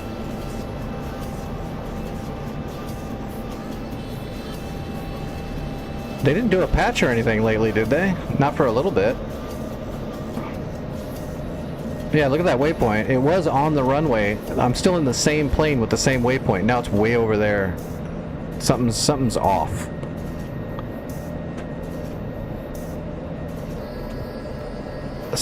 Something is acting very funky. Gear down.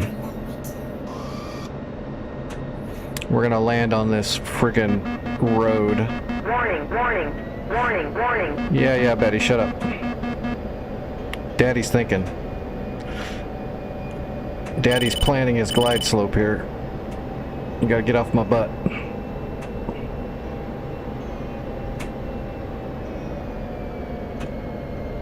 We're gonna have to scoot the mountain again. Just skirt it. Alright, on speed. Oh yeah, this will be easier this time. I'm not near as heavy. I had to pull 180 knots to bring up the vector on that last landing.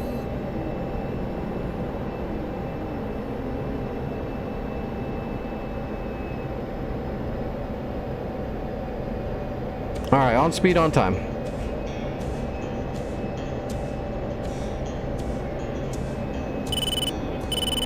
Yeah, that's cool. Have you seen the, I don't know if they still do it, but they used to have a competition of, they would have those big-wheeled, flat-wing, Bush-style planes that are just made for landing at the slowest speeds possible, where they just flop them down on the ground to see how, if they can land with only rolling forward, like, 8 feet and shit like that. They used to do a competition for that a long time ago. I don't know if they still do.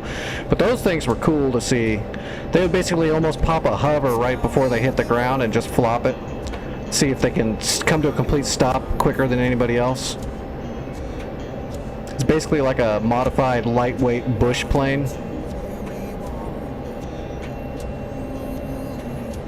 Those things are cool.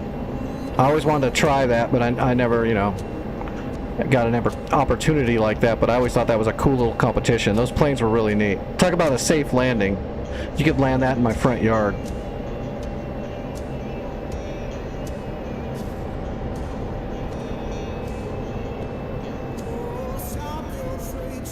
Ooh, am I gonna aero brake? Oh, let's do an aero brake on the road. Yeah. Intel received. Okay, we need to slow down now.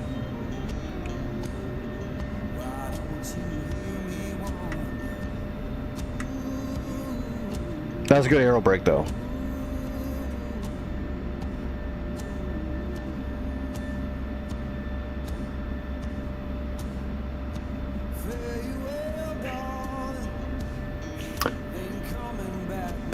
Welcome back. Welcome back, both of you. Is that the name of those planes? A Zenith CH-750? A highly modified version of that? Those things were really cool. They're like super lightweight. They're just basically just a motor and a prop. Everything else gutted out of it completely. I've seen those guys. God, I'd love to see the record, but the record's got to be dead stop on landing almost. Like 2 feet or something like that.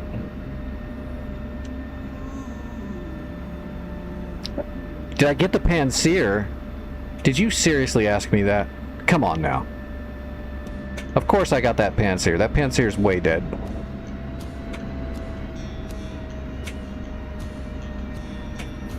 Yeah, I got him. He shot down the first 2 shots, and the last 2 that came in at faster and at the higher angle got him dead to rights. As it always does. Alright, I guess let's grab... Oh, how long is this runway?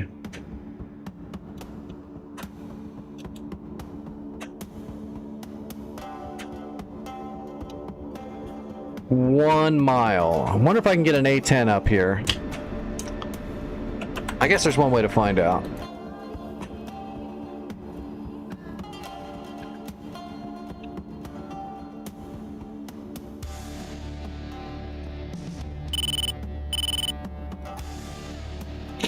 I've been in a Piper. I was in a Piper learning how to, when I was just a kid learning to fly, I was in a Piper.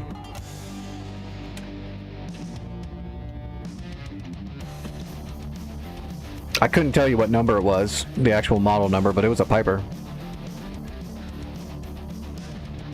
Good little trainer.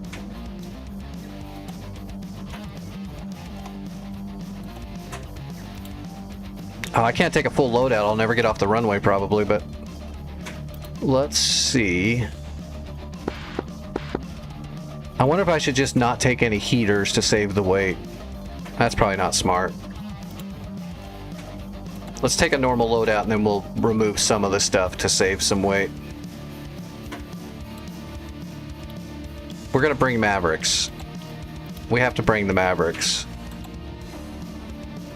And then to save the weight, maybe just some rockets?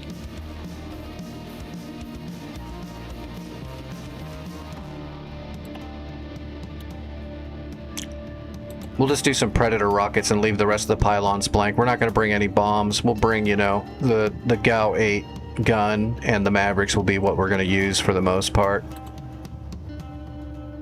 Because it's going to be hard to get off this runway. Not going to lie, this is risky.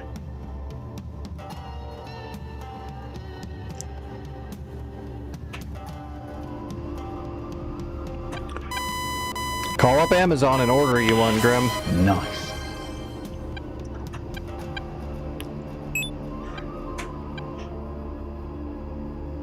Maybe I'll get healthy enough, I'll go up there and fly you around in it if you buy one. Oh god, no, I can't do that actually. I'd have to get re-licensed. Which would be a nightmare. You'll have to get someone else to fly you around. They're not going to let me fly ever again, so it doesn't really matter.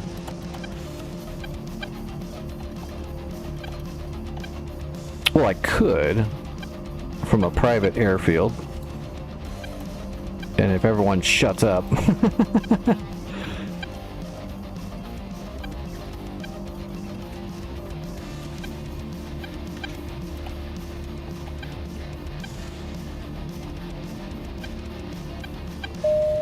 Alright, let's set up the data link.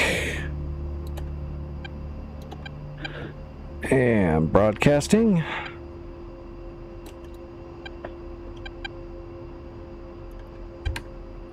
We're going to have to go ahead and create a custom mission waypoint as well, just to make sure we don't have to dick around with that while we're in the air.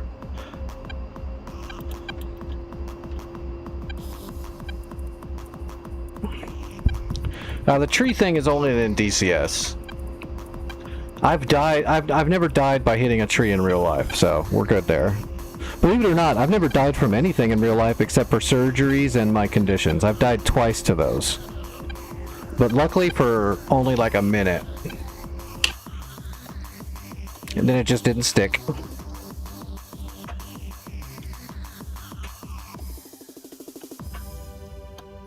I love how I have this drone up and there's just nothing there. I'm definitely gonna have to ask, I mean, this might be the way it was meant to be.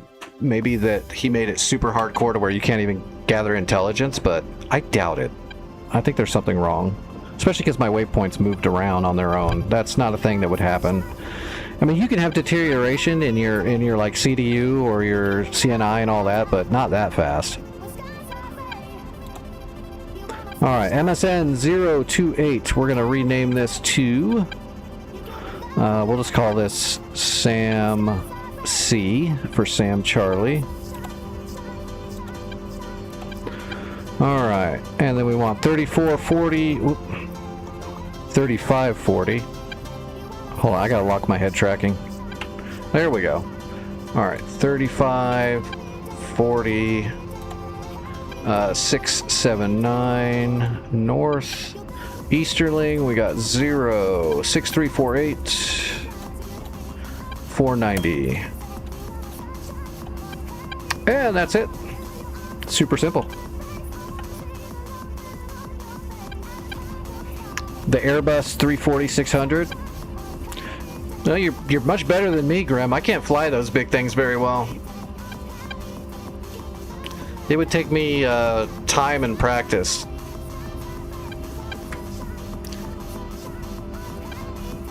That and standard airfield procedure I can't stand even in real life.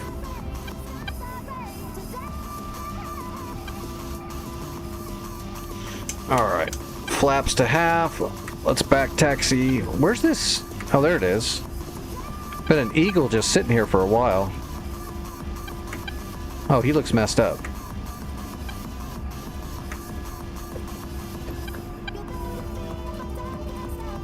Yeah, he's messed up.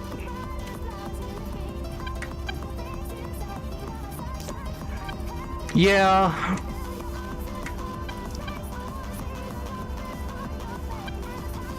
ICAO procedure, plating. You know, all the aerodrome stuff is always a little bit of a pain. It's actually not that big of a deal, but like in real life, different airfields will have different procedures on certain things too, which can be kind of a pain in the ass. Especially if you're just flying somewhere else and you're not used to being there. And sometimes the plates don't have correct information anymore because they updated all of their information on the plate, like, you know, where your hold off distance is, where you're supposed to circle, where your initial is to enter the pattern and all that stuff, and they change it and then they don't update the actual plate unless you're local. Weird shit like that. It's just always weird. Although I imagine it's not that bad anymore, because even back then they were slowly upgrading everything to where it was all digital. Because now if you have a good plane, you know, it's all digital. You adjust your flight plan on the fly in the computer right there in front of you. You can bring up the information in real time right in front of you. So you no longer have a paper plate or a paper aerodrome chart. You've got it right there on your system. So this day and age is probably way easier. Before you had to have a fucking satchel, you know, with all the paperwork and all the information you gathered from the planning of the flight that you did days before. You got all your shit printed out, and again, you print out stuff, and then you find out once you're in the air and you're there, you're like blah blah blah. You know, I'm coming in on initial 312 for runway this that. I'm in the holding pattern. And they go, oh, that's wrong. You're in the wrong spot.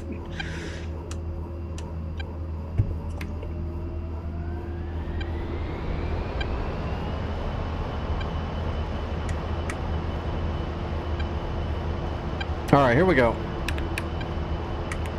We need 150 knots to try to yank this thing off the runway, and we're gonna have to yank it pretty hard probably, so we're past the halfway point right now, and we're at 110 knots. I think we'll make it. I think we'll make it. Oh shit, I think we're gonna make it. Alright, rotating. Oh, come on, baby. Okay, we got it. Yeah, see, if I put bombs on here, we weren't gonna make it.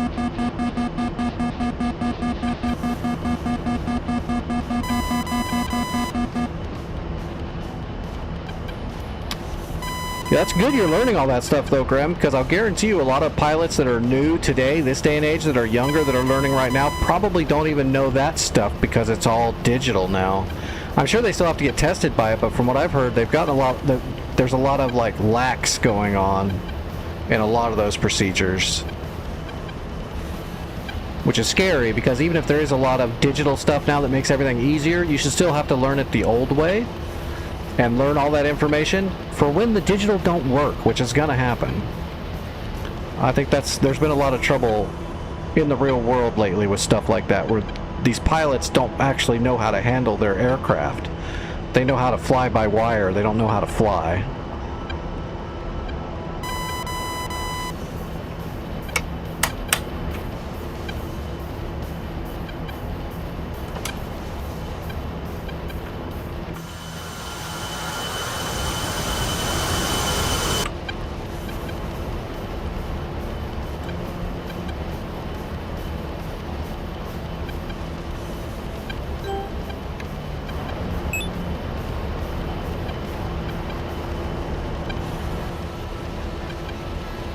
Alright, we're silent.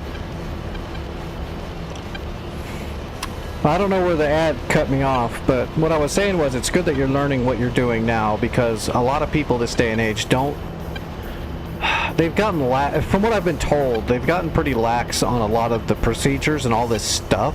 Even on the check rides and stuff, people are sliding on a lot more stuff now than they used to, which is sad, and it's going to get a lot of people killed eventually, if it already has a little bit.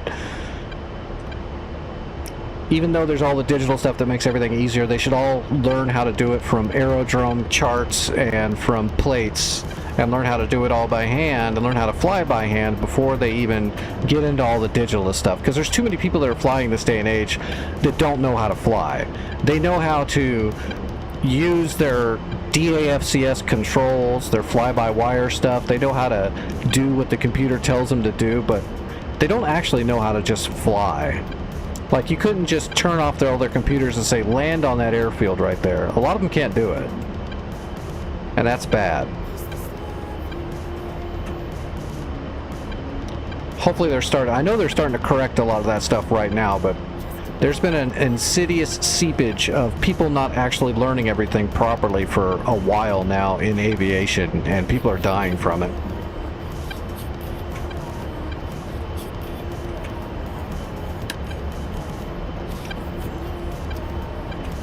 Alright, Mavericks will be hot in a minute. Well, 2 minutes and 10 seconds. Mavericks will be hot. We gotta get over this ridge before we can see the AO.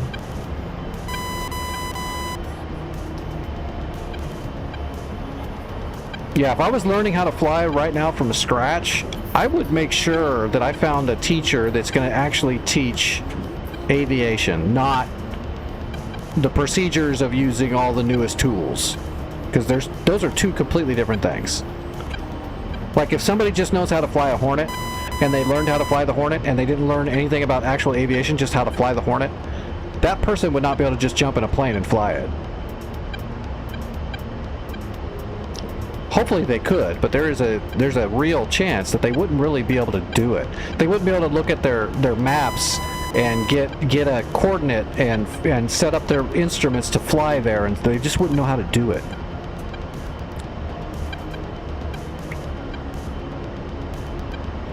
Everything's all done by beacons, and your systems and your jets and your airplanes are, you know, you can just tune into the right frequencies and it'll give you the information you need, which is great, but they should learn to do it the old way before that. That way, when systems don't work right, which is going to happen a lot, it's going to happen, that they don't freak out and they can handle the situation.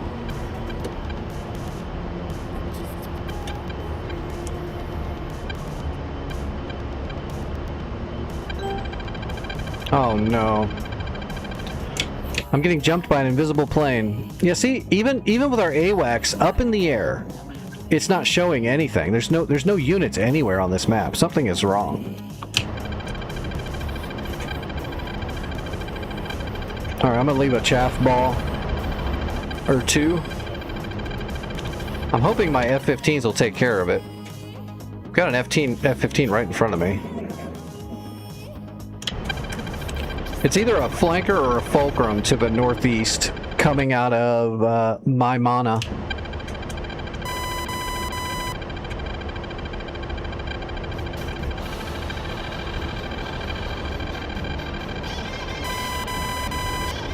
Oh, great. Now there's an SA-6 over here.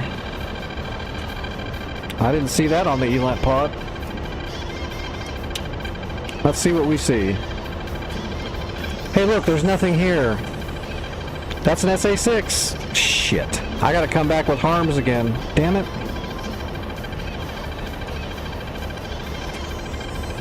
There's a Strela right there. See that? That's a Strela.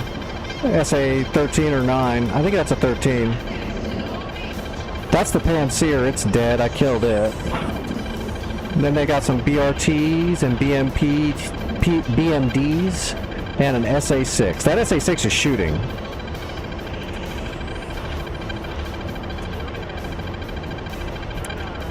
This is going to make it really hard to, with zero military intelligence, this is going to make it really hard to do this.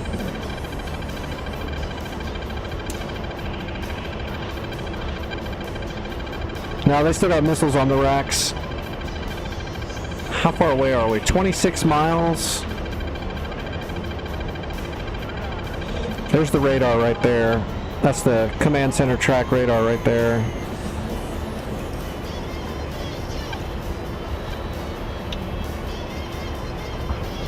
Hopefully they run out of missiles, but I doubt it. That looks like it's empty. That one looks like it's got a missile. We're just going to fly forward, and if they don't lock me and shoot at me, I'm going to kill them. Oh, they're moving.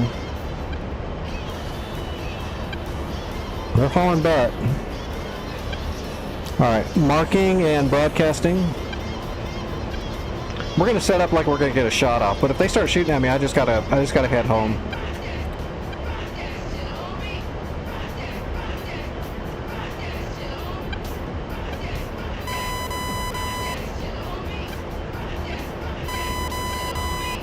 There's still missiles on some of those launchers. Oh, good hit. Somebody hit him. Is that Shrin? Shrin, are you shooting some harms for me? 19 miles.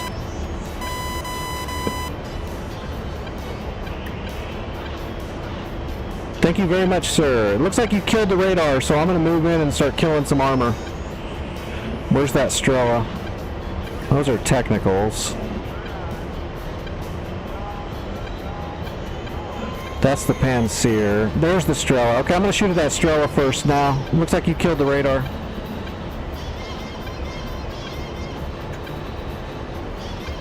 Alright, I'm rolling in on my first attack run. I'm going to get a bunch of Mavericks off and I'll come in and try to clean everything up with Predator rockets and the gun.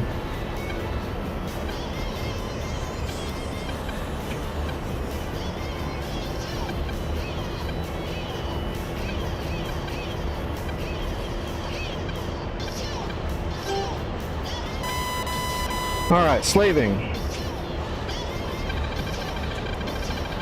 Nope, SA-6 is still alive.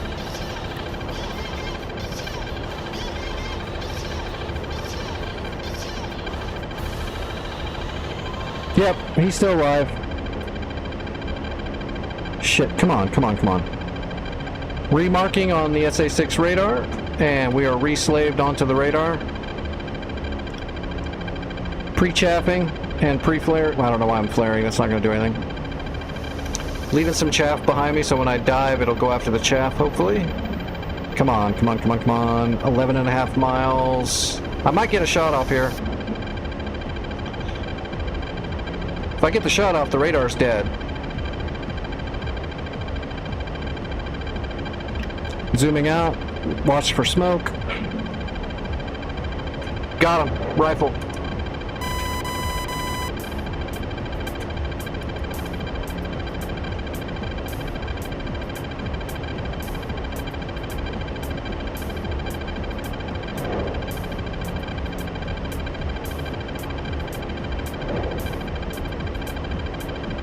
There's the Strela right there. Give me the Strela. Got it. Okay. Warning, autopilot. SA-6s are airborne. Chaffing. And driving them into the ground.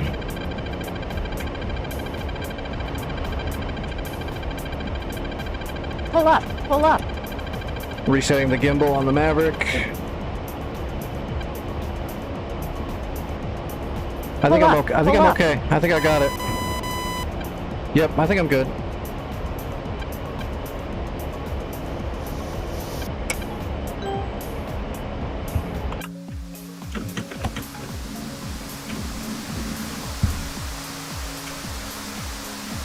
Say goodbye to your track radar. I was trying to run away right now. Alright, we're good. We're in business now.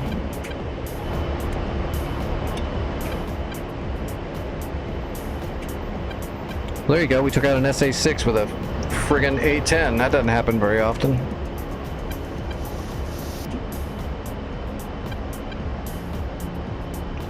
Alright, we need to get back up in the air, and I should have got the Strela too. We'll look for the Strela first and make sure it's dead, seeing how nothing's working on the server, so I have no idea if I got it. We'll use our targeting pod to spot it. God. The altitude is so rough. Ascending without a jet engine. Well, we have a jet engine, but like a big jet engine, not a small half a turboprop. Or turbofan.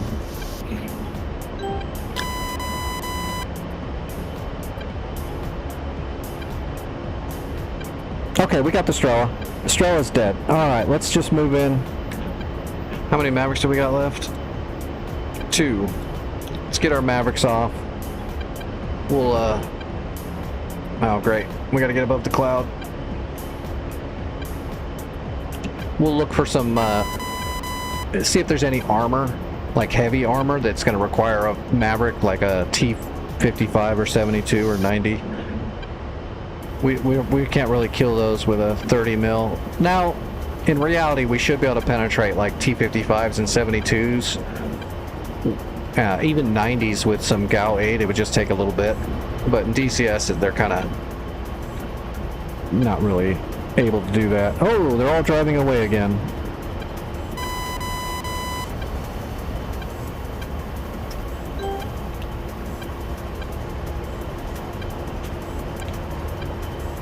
What is that? That's the dead Panseer. That's the SAM remnants. That's technical. Okay, we should do this. We should kill the technicals. We can get that with... We can use Predator rockets on those, though. Is there any heavy armor? Technicals... They might not have any heavy armor. It doesn't look like they have any heavy armor, so...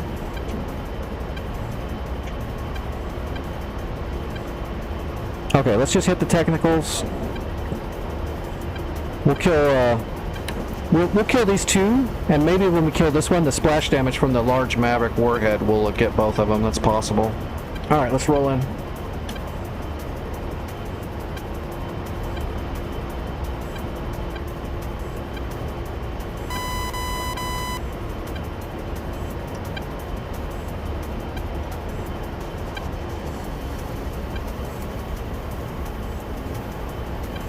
Nope, I don't want a point track.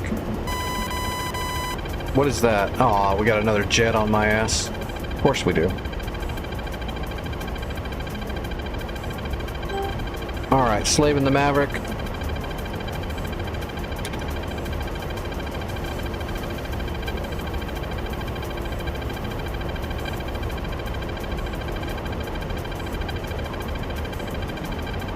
Come on, baby. Give me a good contrast lock. Why is it not working? That's interesting.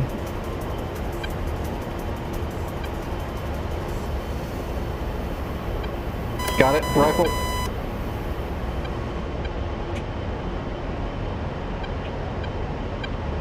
Rifle? Okay. Warning, autopilot.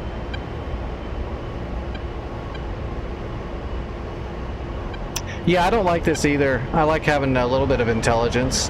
I don't mind fog of war, but if we have an actual scout up, you know, we should get information from that scout. You don't launch military operations completely blind. This ain't Viet friggin' Nam. I'm making do. I'm not dead. I'm killing their stuff, but it's definitely a bit of a slog when we have zero information, even though I've got a scout overhead looking at the area. Is that what it is, a fulcrum?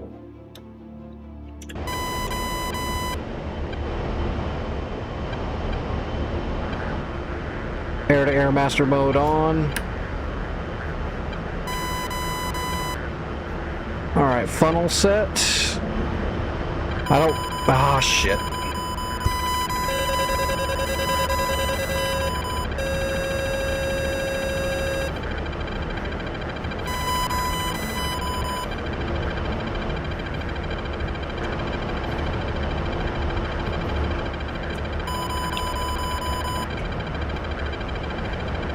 Ah, damn it. I forgot to go to manual. I see him.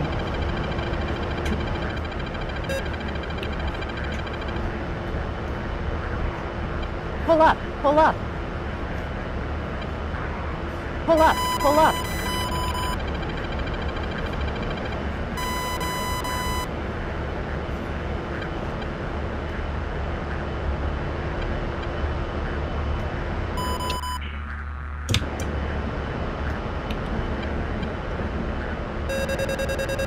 Gosh darn it.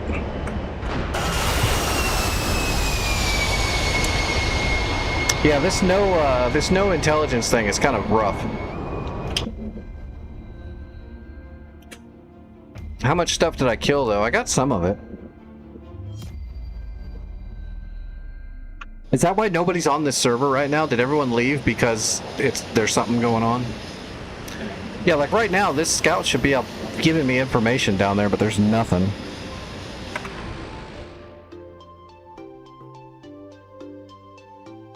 Yeah, I got some. Okay, I did get the technicals I was trying to kill. Did I get all of them? No, one of them drove off. Yeah, one of them drove off somewhere. Was I right about the Strela? Yep, that was a Strela. Panseer, there's the Panseer I killed. I got the SA-6 radar. Hey, Game Hatch, how's it going, buddy? We got a lot of work done. I mean, this place is basically neutered now. I should be able to get in here and kill everything, but not if I get jumped by invisible fulcrums.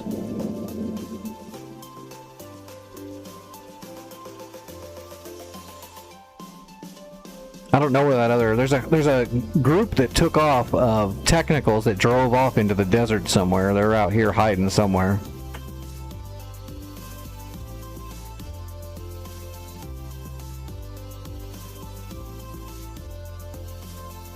Yeah, I don't know what's up with this map.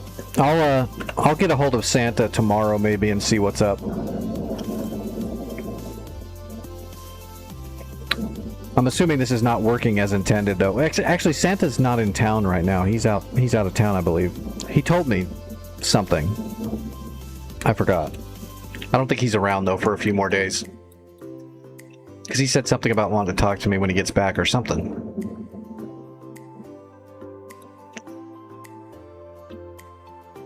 Well, let's hit it again, though. We've got them on the ropes. As long as that jet leaves me alone.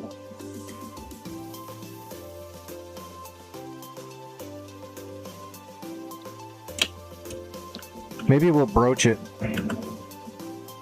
Do a broach from a distance. Do 4 CBEs and 4 broaches.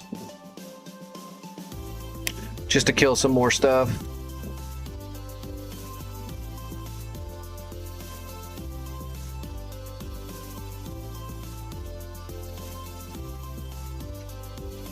Alright, let's put the, whoops. The CEBs on the outer pylons and the broaches on the inner. That way I know which is which. Oh, that only gives me 1 AMRAM though. You know what? Well, as long as we hit with that 1 AMRAM, we'll be good.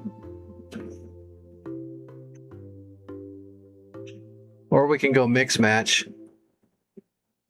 We can only take 2 broaches and then put double AMRAMs on the other side. Just do a mismatch. We'll just trim it a little extra when we take off.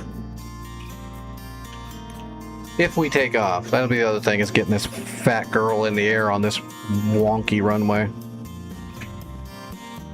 That'll give us 4 CEBs and 2 broaches. We'll just try to kill some more of their stuff. I'll put the CEBs all over the SA-6 area and then just kill a couple other things with the broaches.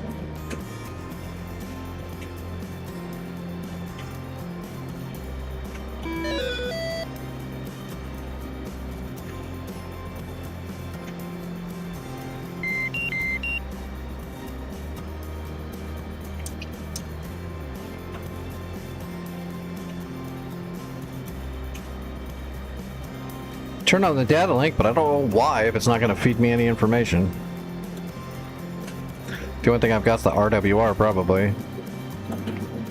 Which is not a good way to fly.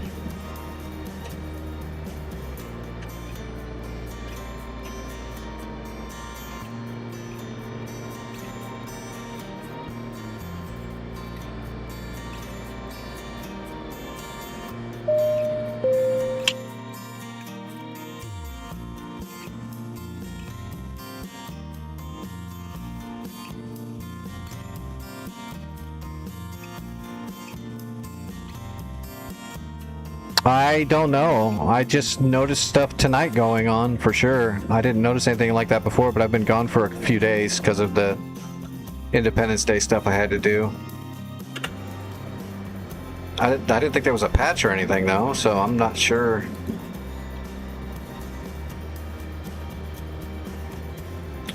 Alright, let's use Mark 9.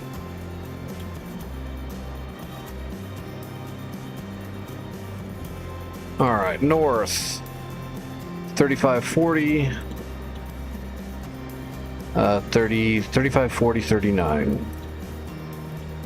east, 63, 48, 36. Elevation feet, we want 2337.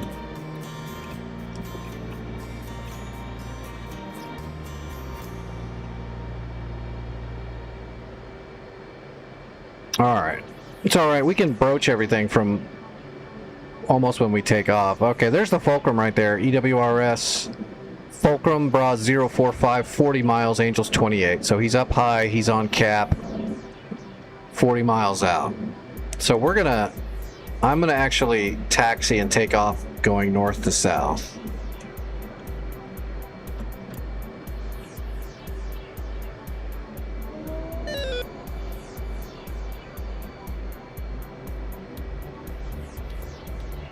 So that we can take off and turn around, get a little altitude before we turn back in towards him. We'll just have to use our superior radar here to lock him up from a distance, and we'll fling AMRAAM at him so we don't get close.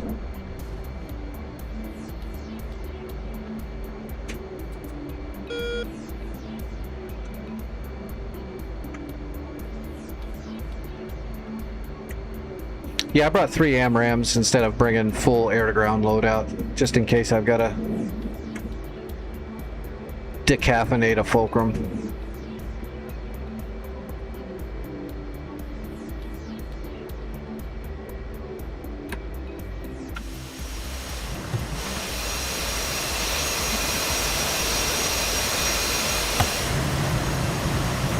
Request takeoff.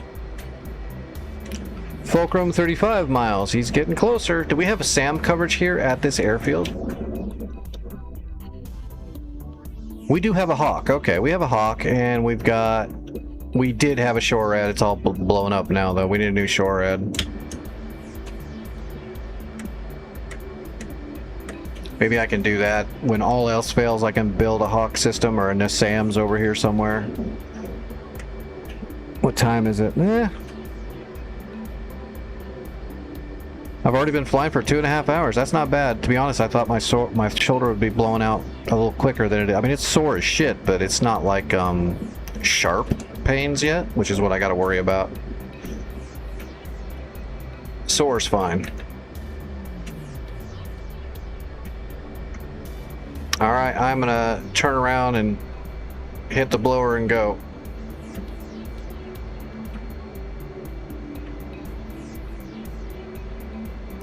I might not get up. I'm not gonna lie. This might not work out. I am very heavy. All right, here we go. Full blower.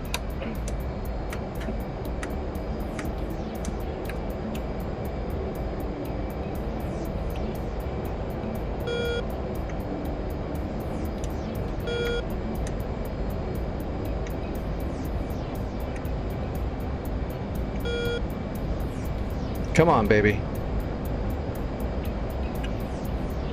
Gear coming up.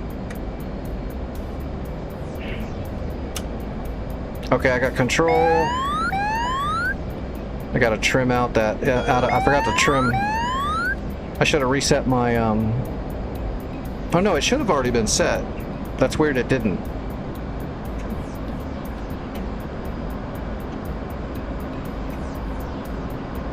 Okay, I'm trimmed out a little bit. It's not going to be perfect.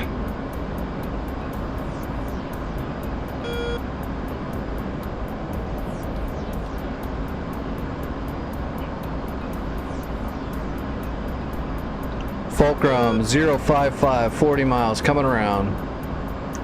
Looks like he's heading back home.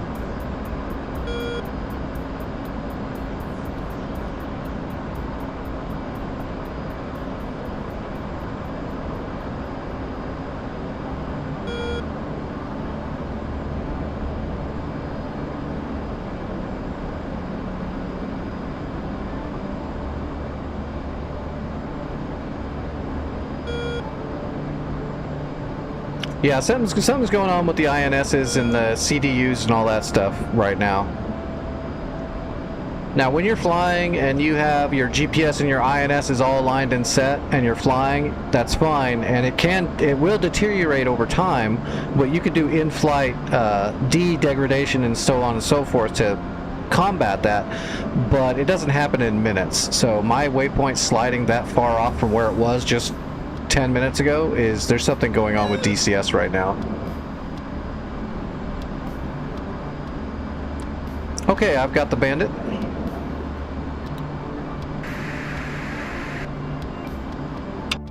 He is jamming. So I am also jamming.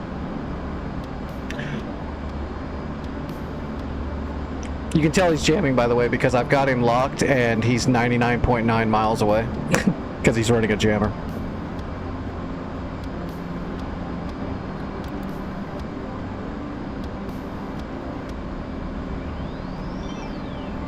There we go. We burnt through his jammer. He's 32 miles.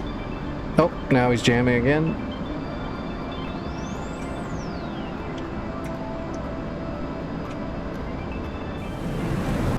Oh gosh darn it. I hate hot starts. I don't need all the collision lights and strobes on.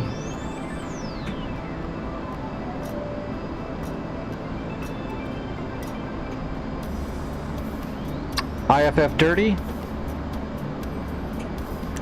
Firing one. Fox 3. This is just to scare him.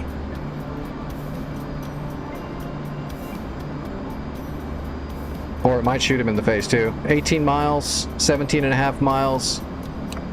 Solid shot. Fox 3.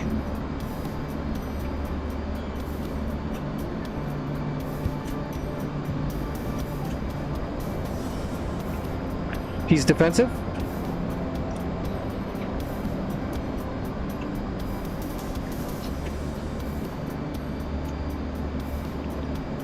Boy, he's crazy.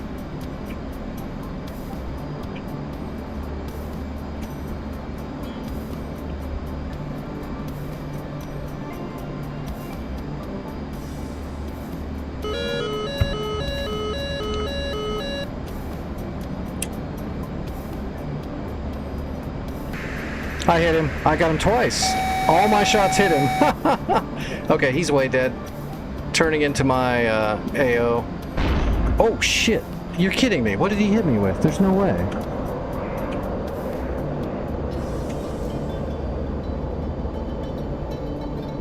I got no idea what hit me.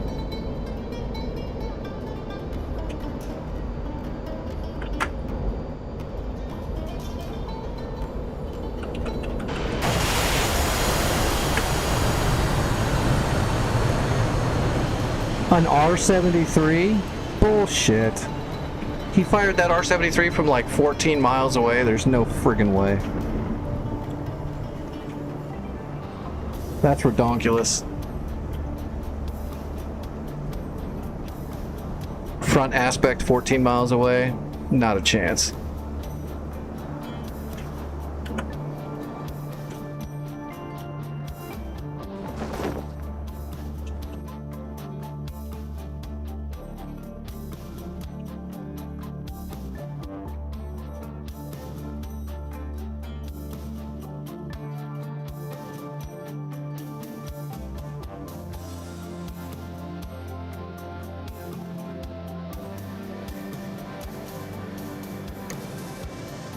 All right.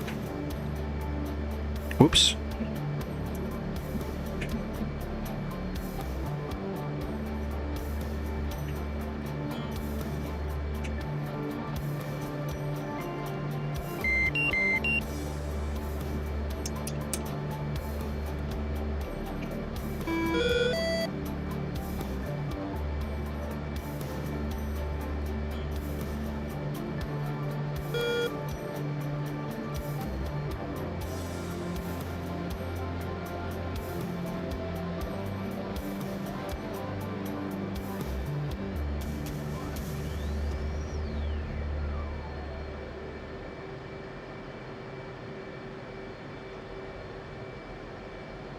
Well, that's weird.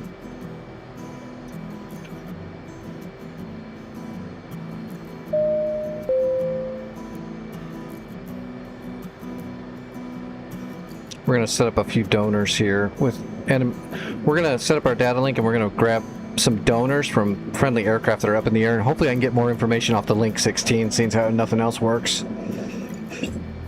That should help me get a little bit more situational awareness. Should. I honestly don't think it's going to, though. But that's the best I can do. Then if their radar sees something, I'll see it.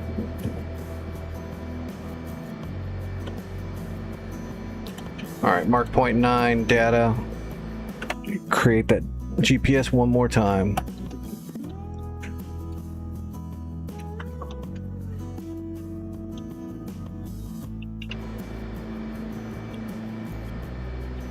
Alright. Mark 9, UFC, position north.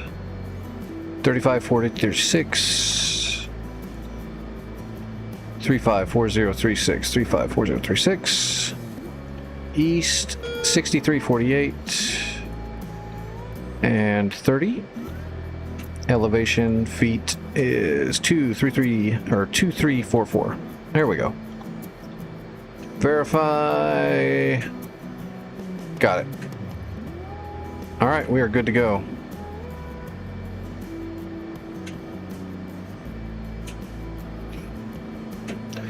The real question is when is the BU gonna launch for everybody that doesn't kiss asses? I'm jonesing for that thing, though. I can't wait to start relearning all the Tomcat in closer to a D, which is what I really wanted to fly. I know we're not going to get the D, but this will be close.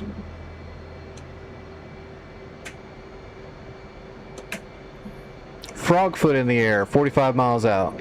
Cold, it's flying away.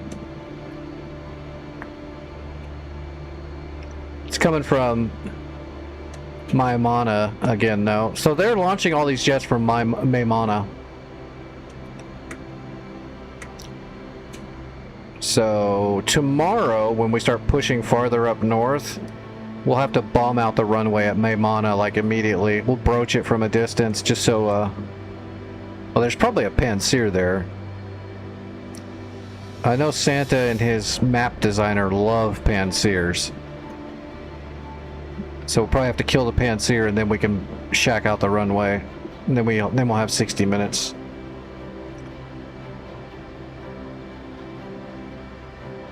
I could actually do it now. If the air was clear enough, I can launch a broach from like 35, 40 miles out.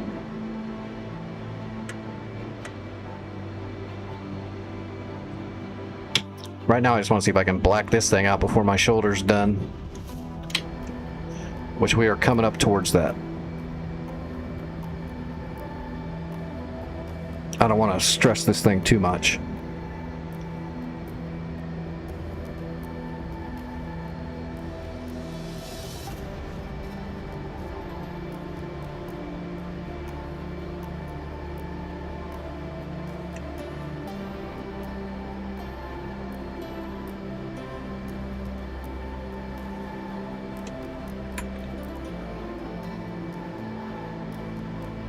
Although I wonder if before I'm done for the night I should go to my private server and try to cold start and take off the Warbird again. Just to see, you know, just to keep that practice going. I really need lots of practice with those Warbirds. Alright, here we go.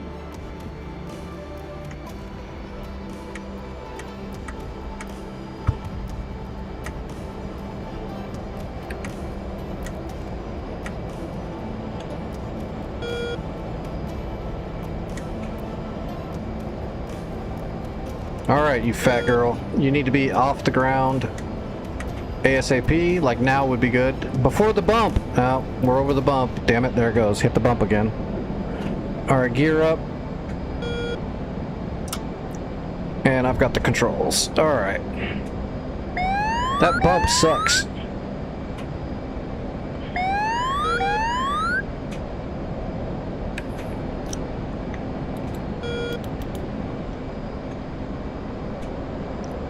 Alright, Mark 9 and designate.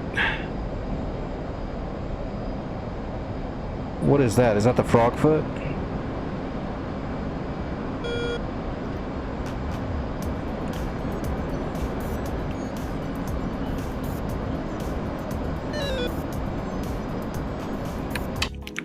Did you get any shots off, Shrin?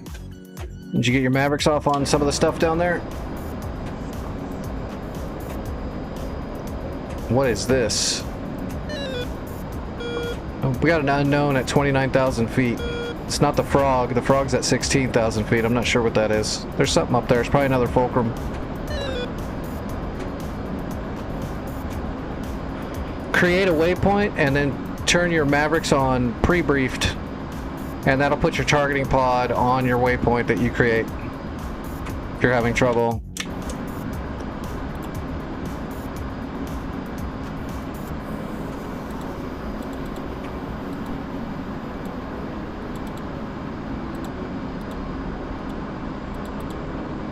Which actually, if you stick around, we can go over that really quick if you want me to before I'm done.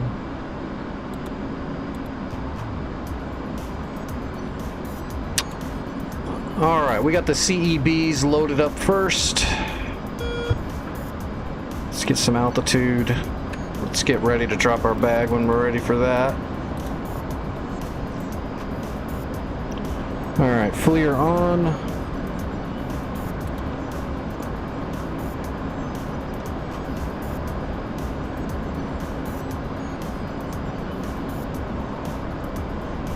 Is that what it is? It's two fulcrums that were up there at Angels 28? I see the frog foot, but there was something else out here at like Angels 28. I don't see it now. Here they are. I got them on the data link. Descending bandit at bullseye 333 for 250.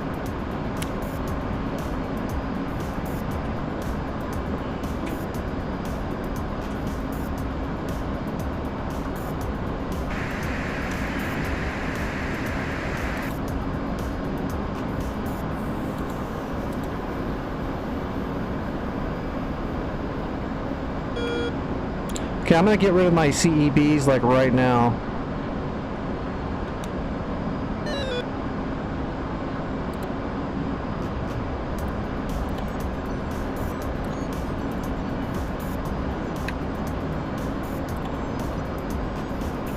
Okay, I got a shooting solution and I'm in range.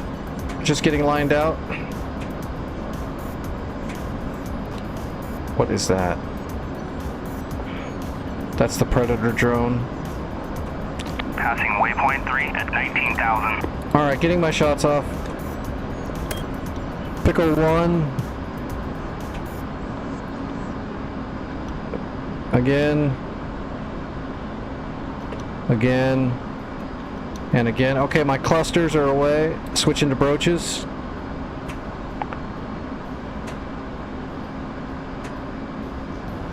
That's the Panseer, that's already dead.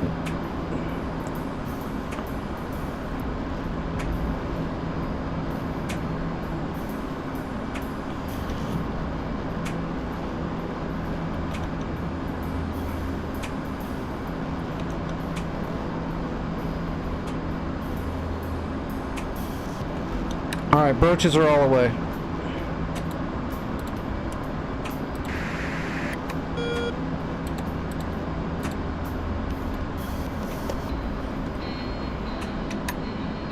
Alright, where'd that frog foot go?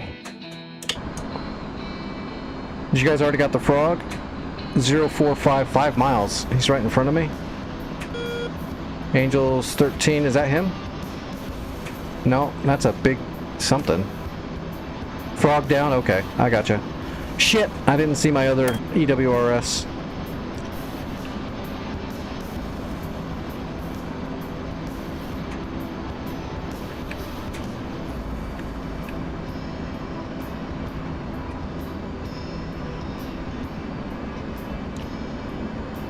I got an enemy helicopter right here down below me.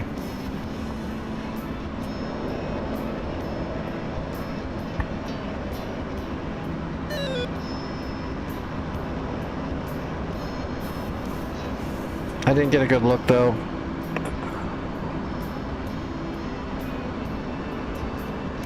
I'm worried about these fulcrums. Shit, I've only got one missile. Fulcrums are at 18 miles.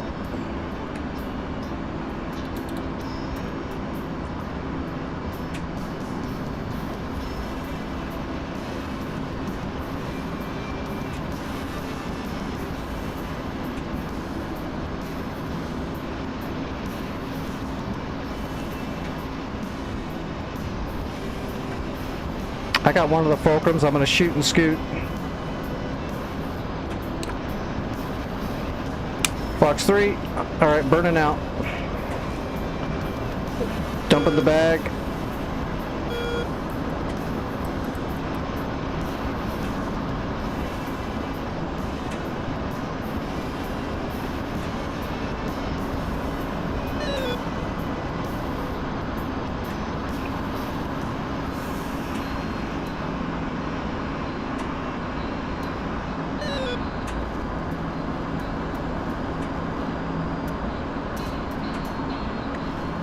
I held that lock for a while. He's down. I don't know about the other one though. I only had one missile. I used it. I got one of them. Altitude. Or somebody got him. I shot a shot at him. Yeah. I got some kills on the ground too. My clusters went off and my broaches went off. What is that? Oh, that's F-16. That's probably Shrin.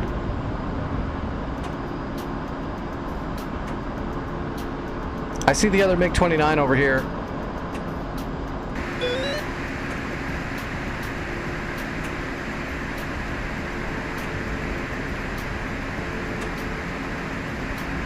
I lost him. Nope, got him again. Problem is all I got's a heater left, so this is stupid. I should just go home.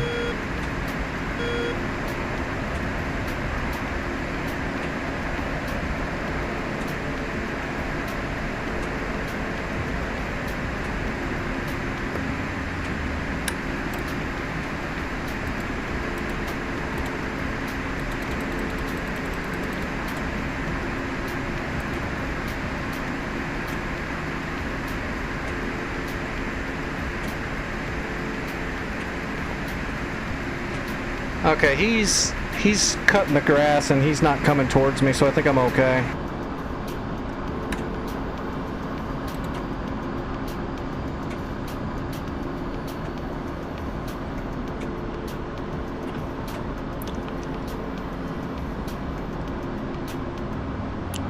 We did good damage.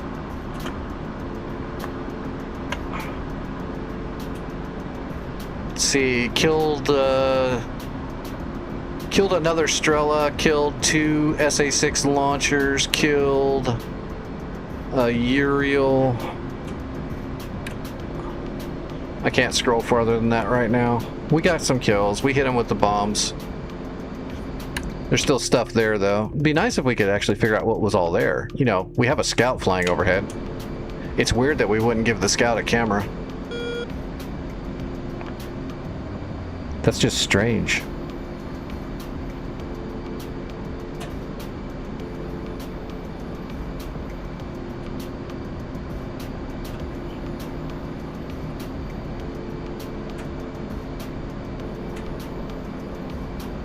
Oh god, I wonder if I can land a Hornet on this tiny little thing that looks like a runway. I think I'll be okay. Stow the radar, stow the FLIR.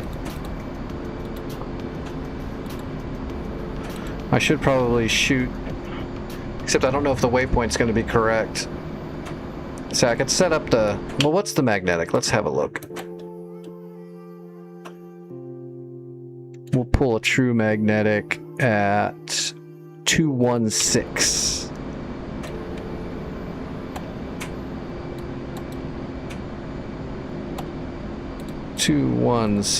Enter. That should be our runway.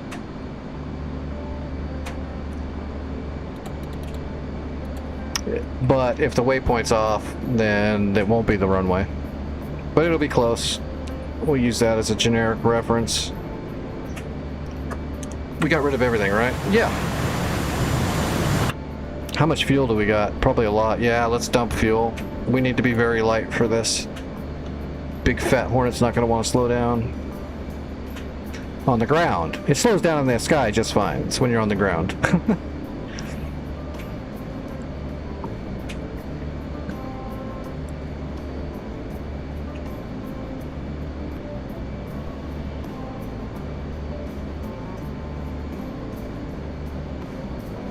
Do you know how to use your steer point interface on your UFC to create a waypoint with GPS coordinates yet, Shrin?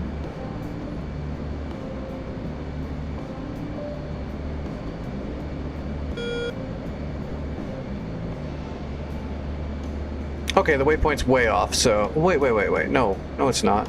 No, that's right on the runway. Okay, we're good. We can use our line for the runway. Gear coming down. Flaps full. Alright.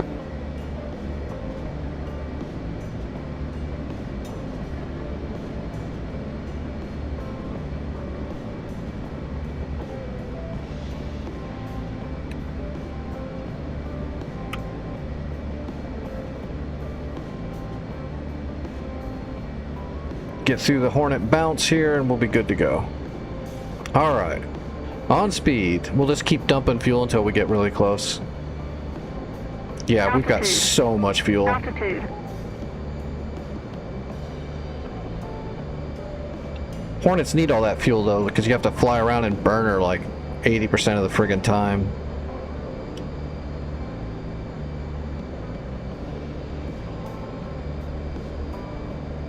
Alright, on speed, on time.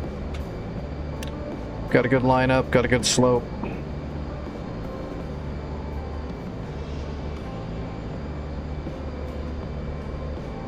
Shouldn't be a problem. Oh, we're a little off. Ow, I should have trimmed this. This is actually hurting the shoulder quite a bit. Holding. We're on speed, but I'm just doing it by hand. I'm not trimmed at all. I can't type right now, but to answer your question, yes, I do know how to use steer points. Okay. If you want, when I land, because I'm getting ready to be done, I can jump into my private server and show you how to set up your Mavericks really fast to use a steer point. I wouldn't mind seeing that. Sure.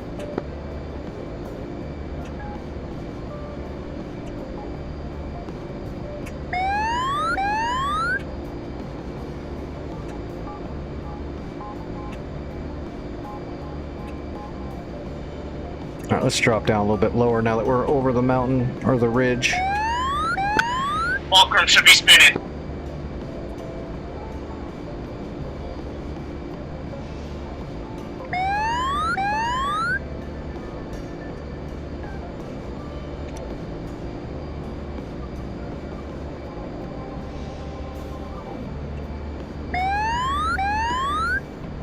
Alright, fuel dump is off. Now I just gotta get home on 2000.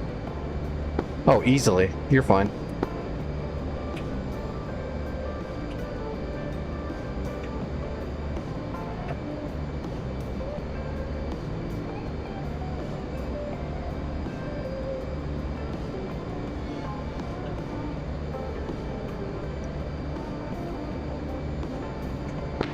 Chased him all the way to his airfield. Just get some altitude, and then you can basically run below mill power all the way home. Higher the altitude, the least amount of fuel you'll burn per hour, so you should be able to go pretty far. Right.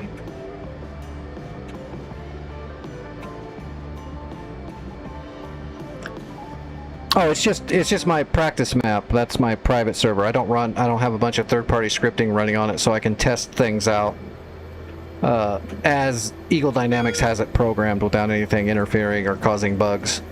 So that when I say private server, that's what I'm talking about. My personal practice map.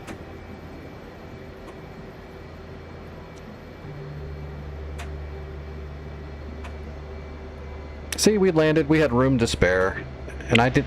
My F-16 landings are a lot prettier than my F-14s. Really? The F-14 is super easy to land. You've seen my F-14 landings. You flop it, right? I slammed that fucker down. Yeah, it's a Navy thing. You shouldn't, though. The Tomcat's one of the easiest things to actually land. It retains so much energy, though, too. Yeah, but that's why you just... I mean, it's a Navy plane. Get on speed. Make sure your glide slope is... Near the end, your glide slope should be flattened out to like 3 degrees. And then just fly it into the ground.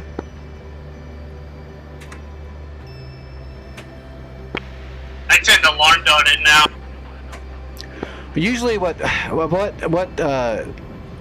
unseasoned pilots, I guess would be the term, or people that are still learning, what people tend to do, especially once they learn what on speed is and don't try to do it with air speed because they confuse the two, people that are learning on speed tend to come in higher than they should, which causes them to have a very steep glide slope, and they don't realize that that's what they're doing because they're on speed, so they think that everything's fine, but they don't realize on speed is just the configuration, not the angle of descent.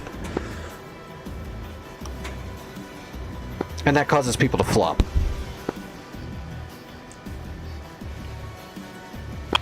That's fair. I intend to learn at some point, but as long as I live. Well, you get away with a lot in the Navy planes because their gear is so robust, because they are made to flop on the deck of an aircraft carrier, where you don't fly a nice smooth landing, you flop it on the deck.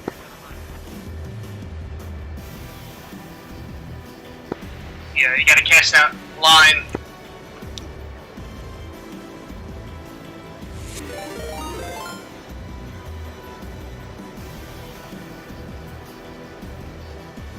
Oh no! Thanks for the raid. It's a horrible time to raid. I'm getting ready to be done. We're gonna run through a quick Maverick thing for somebody, and that's gonna be the end of it. Yeah, I will. I'll raid somebody. I always do. Which is the best Mavericks? 'Cause there's like 4 different variants. For the most part, just use Ds. They're going to be your basic, good for everything. The TV ones are fine, but the problem is if there's any problems with the light or anything, then you can't use them. So just Ds are the way to go for most cases. Okay. The Ds are your standard infrared Maverick. Right. IR chasing. No. IR sensor for getting contrast lock, but they don't chase. They lock contrast. Oh, that's right. No, I mixed them up with another one. IR chasing would be like a heater missile. This just uses infrared to lock the contrast for the. It's like a TV, but it's using infrared instead of just using the TV lock.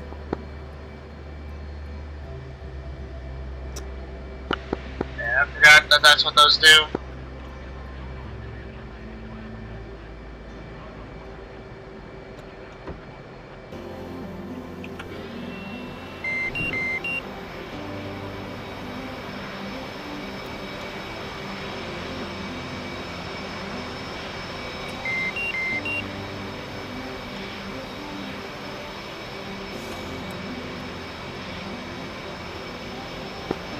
You're in the hook of the runway, right? I'm at the very end of the runway. Okay. On the right side in the turnaround. So I'm gonna have to do a flyby. Oh, I'm gonna leave the server like right now because I gotta get set up on the private server to do the Maverick rundown for you real quick. Yeah, I'll watch it as I land. That way.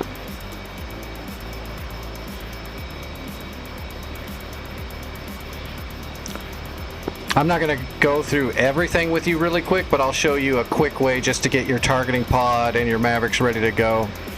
There's other ways to do it, there's multiple ways, but I'll show you the pre-briefing really quick just because if you know how to create a waypoint, then you'll be fine.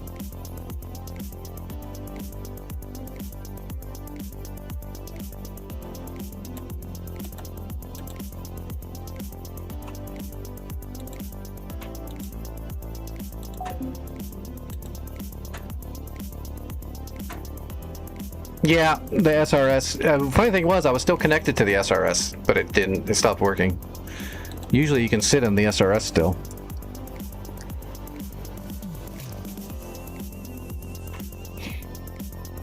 Alright, let's see. Let's go to the editor. I'll put a Viper up in the air with a load of Mavericks.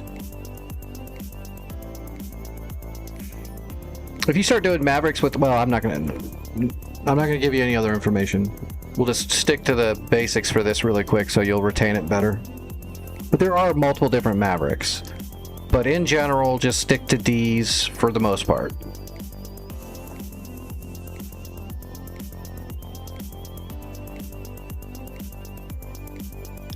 Alright, is this the one? But let's use the other one that doesn't have any waypoints. Yeah, let's use the blank one. And we'll do a fly over point, and let's put it up to 6,500 feet at 320 knots. Give it a loadout.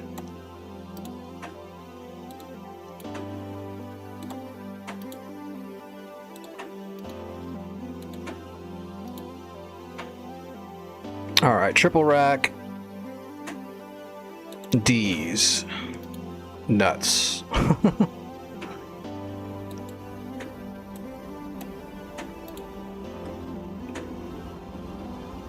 I guess we could do that too really quick. Put a couple of GBU-12s on here.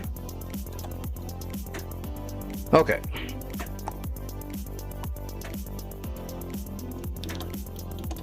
And let's just put it... Whoop.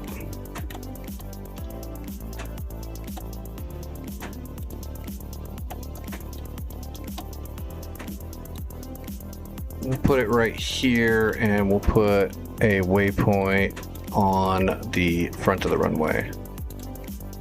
And no others.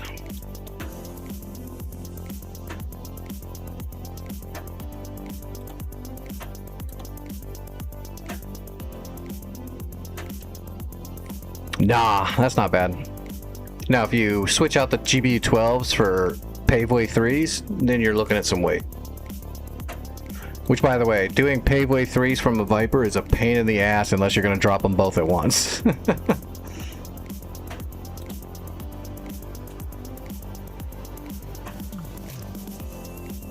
The thrust to weight ratio on a Viper, you can put all kinds of shit on there and you'll be fine. But when you go out of balance, it's double rough. I think the worst one for being rough, though, when you're dropping munitions that out of balances your load, is probably the Phantom. You drop like a hobos off your out, because the hobos go on the outer wing tips because of the way the pylons are on the Phantom and how thick they are. So your heaviest stuff is on the wing tips. Oh, damn ads.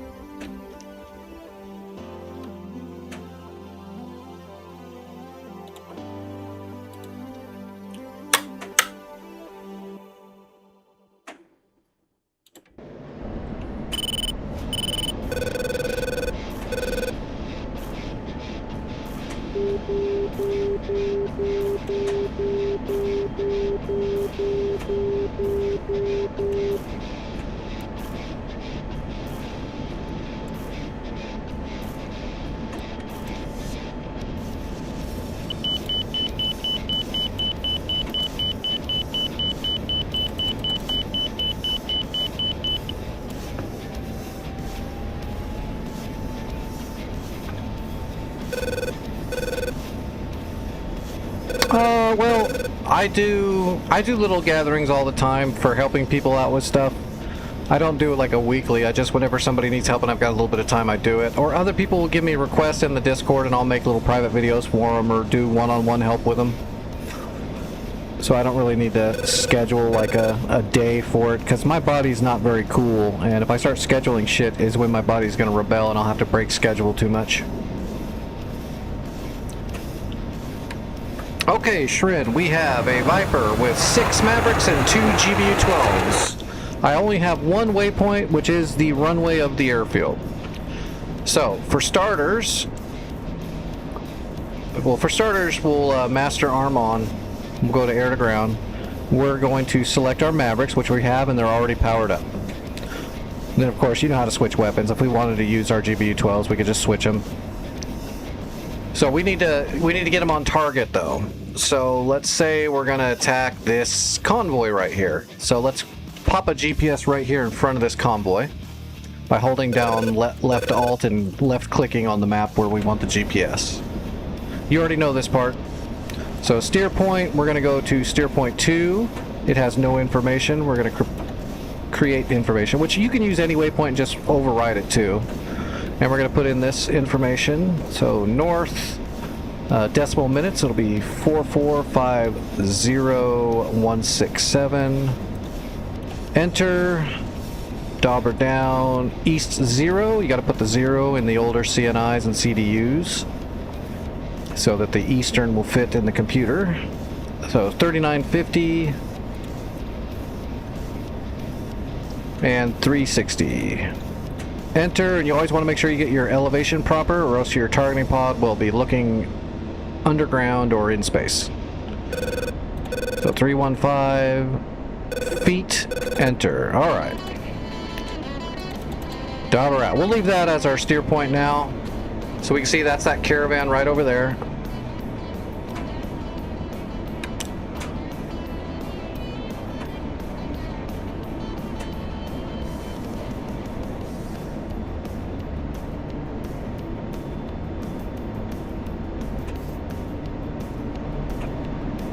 So now when you look at your Mavericks, you'll see there's a little bit of information, which pylon you're starting at, so on and so forth. But right here's the important one. Right here it says visual. So these are the modes that dictates what your jet's gonna do. It's a Viper, everything's digital, and it does a lot of stuff for you. But if you don't know how to tell it what to do, it'll fight against you the whole time. So there's two different ways to get your targeting pod on the target. Let me turn this music off for a second. So under the visual mode is what you would use if you want to set a SPI on the ground, and then once you set your SPI, your targeting pod and your Mavericks will be looking there automatically.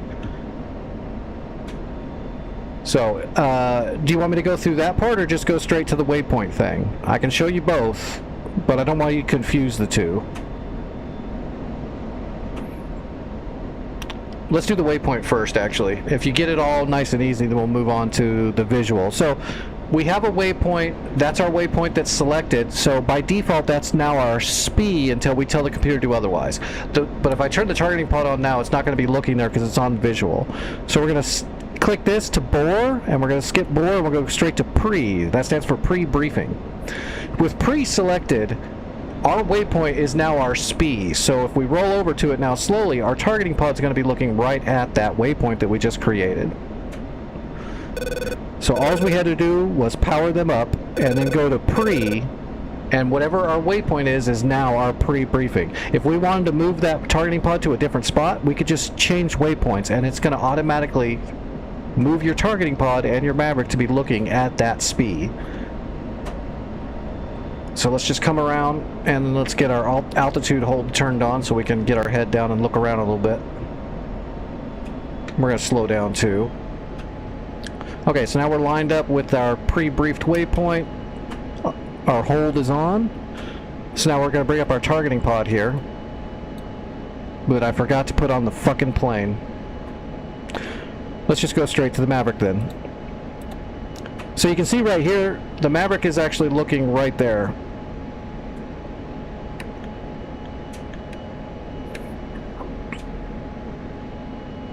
And if we wanted to, like let's say we wanted to change waypoints, our other waypoints over there on the runway, we could just dauber under the next waypoint and then reselect out weapon and come back in, and it would move it. I need to, let me back out and put a friggin' targeting pod in here. Why did I not do that?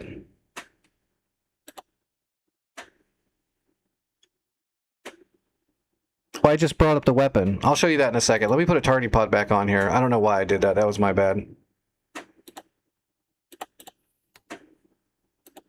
I put laser-guided bombs and Mavericks on there, and I didn't put the targeting pod on because I'm super smart. I was using all my thinking thoughts. Be fun dropping a laser-guided bomb with no laser. What is this? That is not what I was looking for. Where's my jet? Oh, there it is. That's the one. There we go. All right, we'll put the targeting pod on here, and then we'll go ahead and put the ELANT pod on here for a little bit of ballast. Okay, now we'll get back in.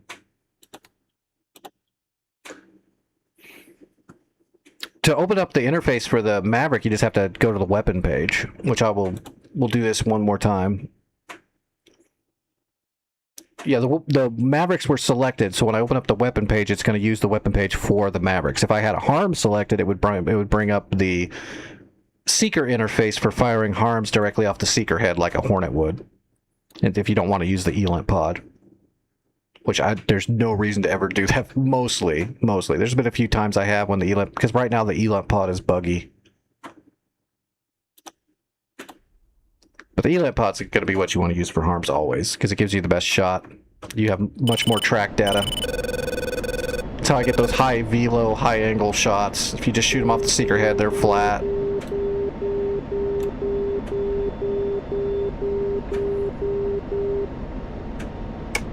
Alright, let's get the altitude to hold on. Alright, again, we're going to make another waypoint, steer point 2.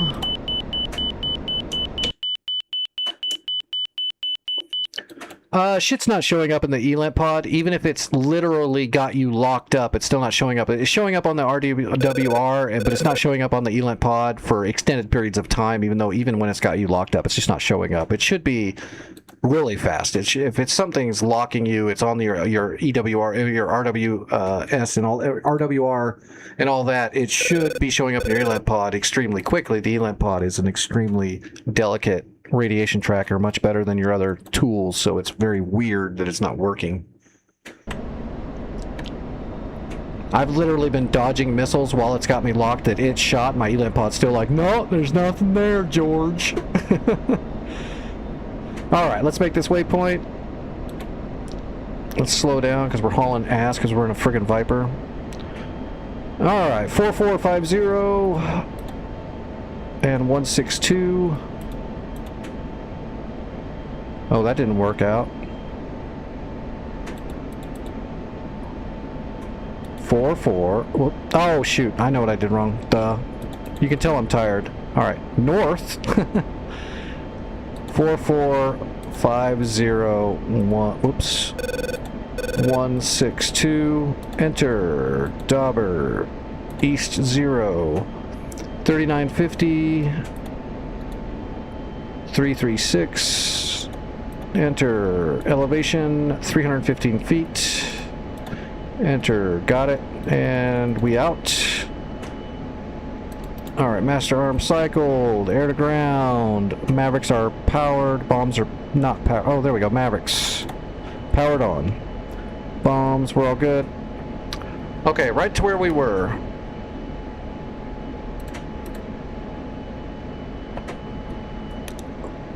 Forgot to set up the aircraft. Alright, so there's our waypoint. Let's fly a ways a little bit. So visual will go to pre-briefed. So now pre-briefed, we'll put our targeting pod and our Maverick's going to be looking right there for now. We'll get ready to turn the targeting pod on. Let's come around.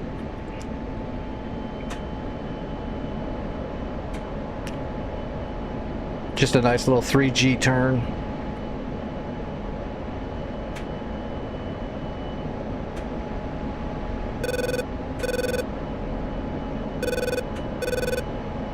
Need to bleed a little bit of that speed anyway. Alright, so now we're set up. We're heading towards the target. Altitude hold is locked. Bring up the targeting pod, and the targeting pod will be looking right where our waypoint is because we have it set to pre-briefed. Get on our targeting pod, you can zoom in, and there it is. So there's the convoy where we put that GPS coordinates right there. Over here, I'm going to go ahead and pause it now. Active pause. So now, because we were on pre-briefed, the targeting pod automatically goes to the waypoint. If we switch waypoints, the targeting pod will move to the other waypoint. So whenever you need to get your targeting pod on the ground, and you know how to make a GPS coordinate, you've got all the tools you need to get your targeting pod wherever you need it at any time on the fly. Grab a GPS, get you a waypoint, pump it in. and you're good to go. If you have bombs, when you go to your bombs, you can set, well, we'll do that in a second. So anyway, targeting pod's there. So on the right side here, we're going to go ahead and hit SMS, and we're going to bring up weapon. And the fucking things aren't timed in yet. Everything is working against me because I turned the power off on them for a second there. We literally have to wait. Well, I guess we can go through the other stuff then while we're waiting for those to power up.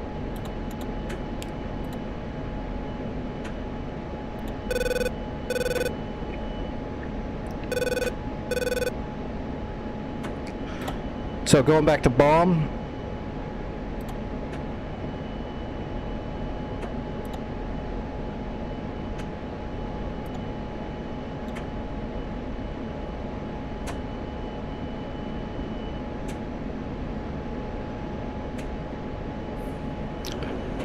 You can see here under the LAD, it put the targeting pod back on the waypoint.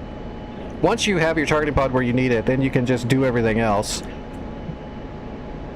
The laser in the Viper is automatic, so you don't have to like click any toggles like the Hornet. You don't have to cycle anything. The laser is good to go.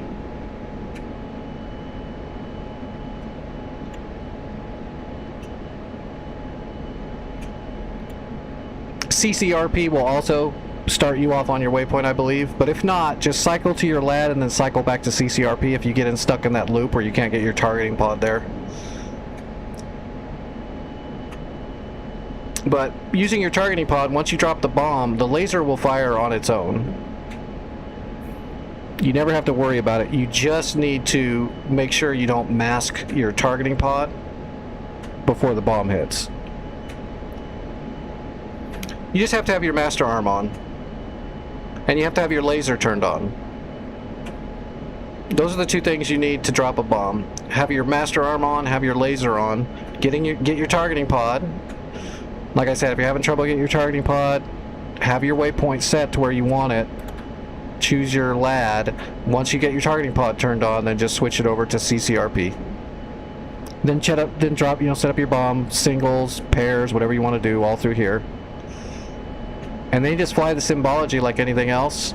The only thing that's a little bit different about bombing with the Viper is the pull-up symbology can mess you up. Like when there's a circle and you see the thing coming down, and then when you're holding down the bomb pickle, it doesn't drop right away. That's because it's giving you a pull-up cue. When you hit that, you'll see it jump up.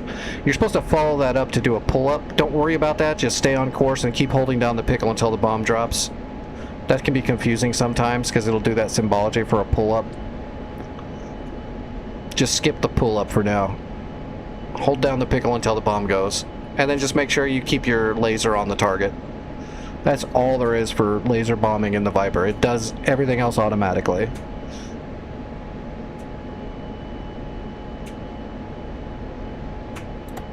Alright, are these things powered in yet?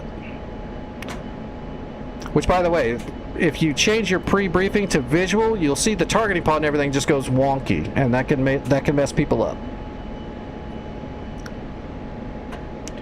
So for just getting your targeting and everything on there in your Mavericks, just go to pre-briefed and use a waypoint.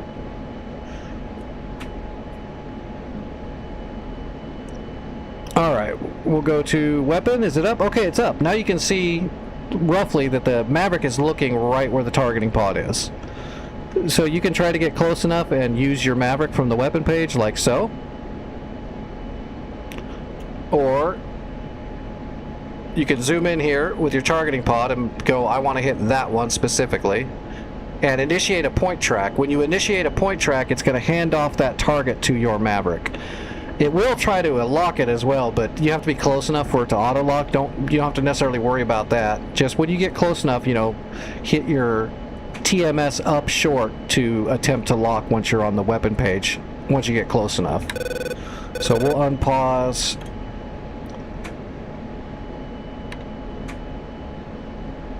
I can't even see them yet. But if you had to adjust as well, you can just go back to here, undo your point track, and I want to shoot this one instead, and point track it. And you can see once you point track it, it unsoys this because it goes directly to your weapon page. You can see the crosshairs have now moved a little bit. So come back over here. Where's the farthest one so we can really see the difference? Yeah, we'll go right there. Zoom out a little bit. Point track, hand off. Yeah, you can see it was on the last truck there now.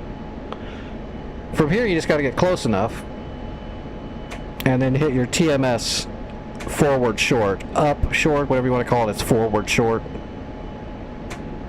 But TMS short, forward short is how you would lock your contrast. You just have to get within usually 8 to 9 miles depending on your altitude.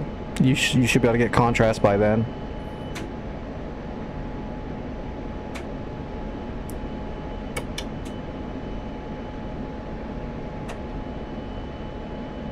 There we go, got it. And then you hold down the pickle, and then it sets the next one. Move it over.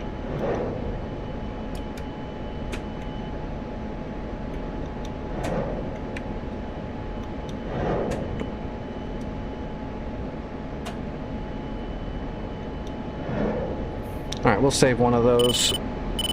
Yeah, I got one left. That's all she wrote, though. I mean, that gets you, as long as you got a GPS, you can make a waypoint and you can get your targeting pod and your Mavericks into the AO super easy. And that's by using the pre-brief setting on your Maverick page.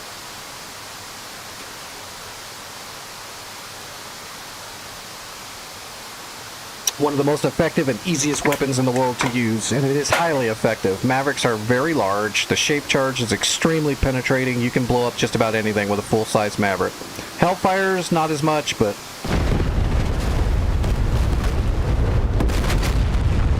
piece of cake. So now, the other way, let's go out of here completely now, and go back to the SMS page. So we're basically going to reset everything now. We're going to go to visual. So now the targeting pod is looking right up there. It's on your bore sight. So if you select the targeting pod, you can actually just move it around from here. So if you were flying around and something was out here in front of you, you could go to visual, and then you could move your targeting pod off the HUD and try to look this way.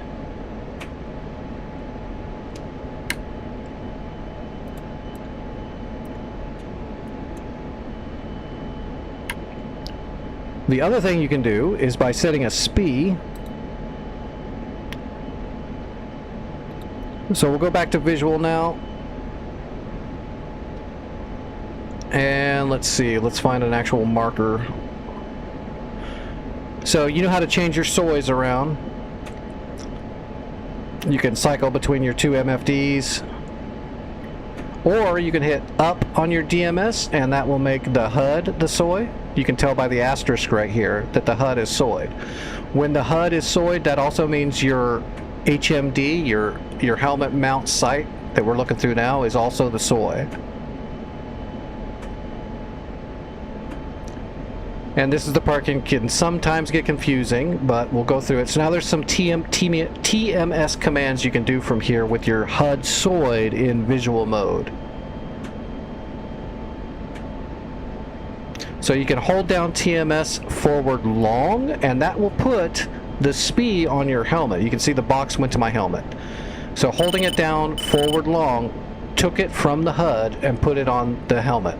If I hit TMS down short, it puts it back on the HUD. So you can move them back and forth quite easily. Forward long to get it, and down back short to put it back. And that's the way it moves back and forth. So if you ever get in trouble, that's how you can grab it to put it on here, and that's how you can put it back on the HUD so you don't lose track of where it is, because that will be a problem eventually, of losing track of where it is and not being able to get it back. So let's hold down TMS forward long to put it on the helmet, and now let's fly around here somewhere. Let's find a building.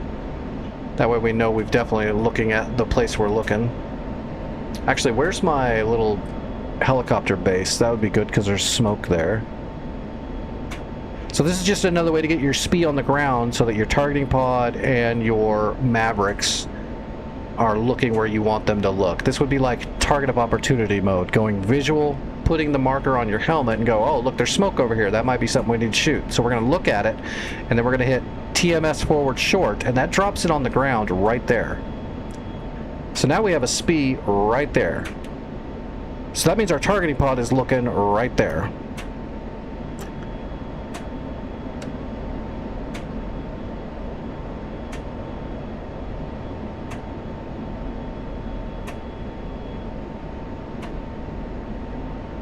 So now if you look, oh, my targeting pod's messed up. Anyway,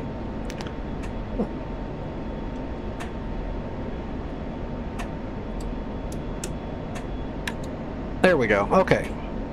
So you can see I put my SPI on the ground, and there it is. It's looking right there where that smoke was. And if I had a Maverick I wanted to shoot, I could go over here to weapon, and you can see it's looking right where the targeting pod's looking. So if I wanted to shoot at that tank, I could look at it and point track it, and now the Maverick is looking right at it, and we could get a lock and shoot it. It's really that easy.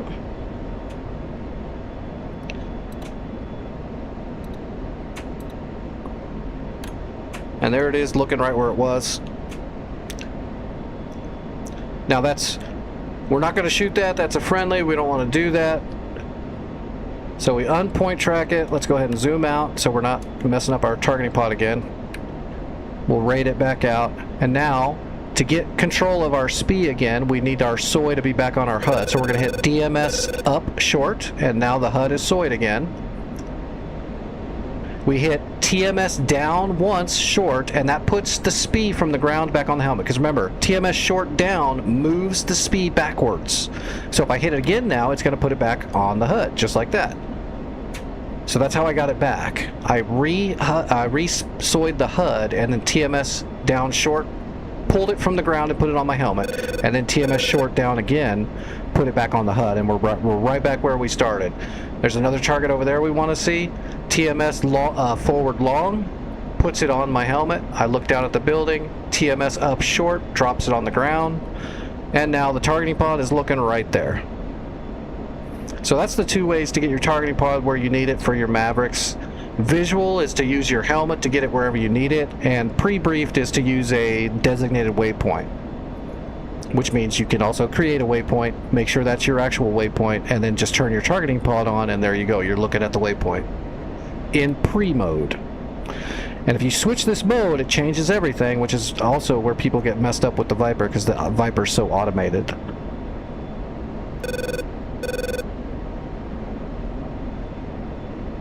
They do, but they work in the same way. There's just a little bit of procedural difference between the two. But you're doing the same thing as setting a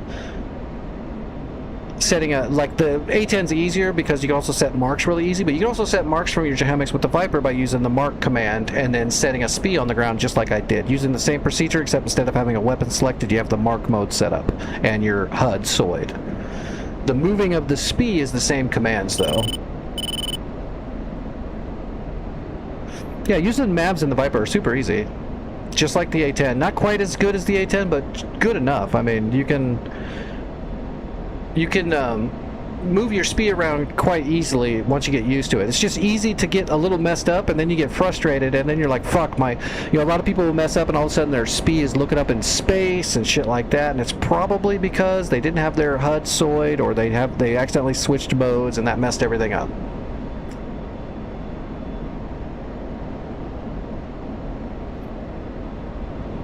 And then if I don't, that SPI's worthless. Again, make sure the HUD is SOI'd. TMS down short, puts it back on my helmet, and then TMS short one more time, puts it back on the HUD.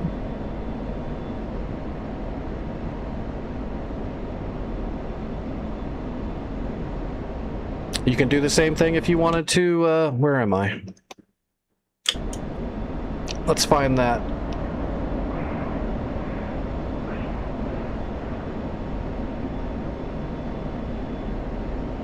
Okay, there they are over here somewhere. I gotta remember where they are. Okay, there they are right there.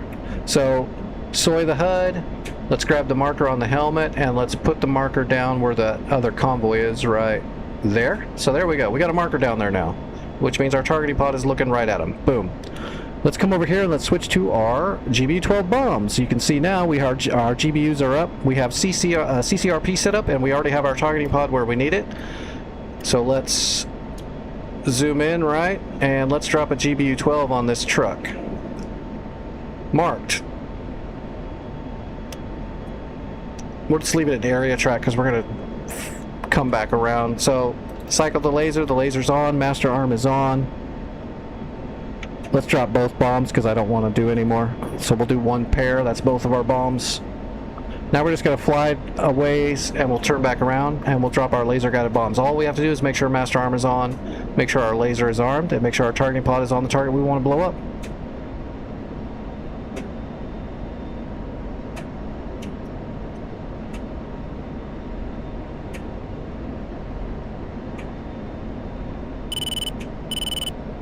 No, I just use the seeker head. If I need to shoot all my Mavericks off, I'll just set the main target and then get a good sight picture in my brain of the other high-profile targets in the area, and then I'll just use the seeker head of the Maverick, because when you're at 8 miles with the first shot,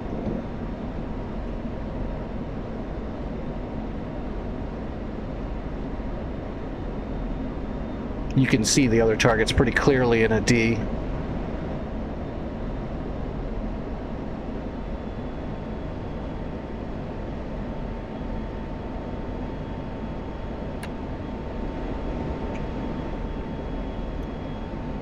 Alright, do we have enough distance? Yeah, let's get a little bit farther. Actually, let's just do a single. I forgot I'm on the practice server. It's going to respawn the bomb when I drop it for practice purposes. Alright, let's get lined up.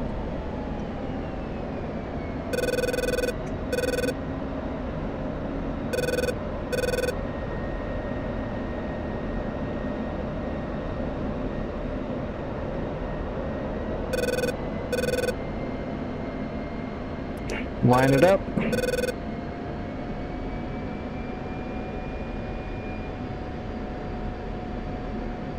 Got your normal symbology on the right, you got your chevron carrot, you've got the drop zone, waiting for the carrot to move.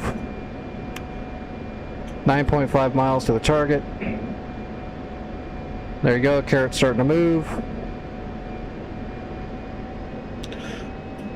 Make sure our targeting pod is where we want it. That'll work. And point tracked.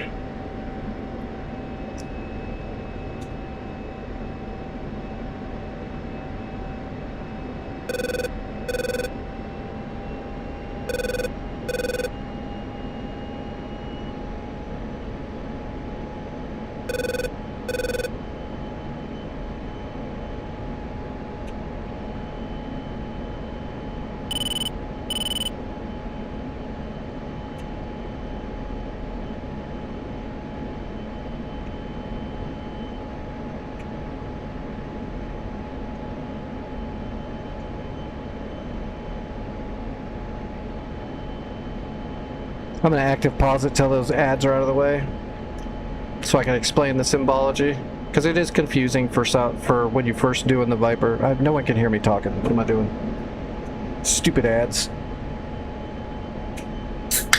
Hey, thanks for the sub, Daily, on YouTube there. I appreciate that.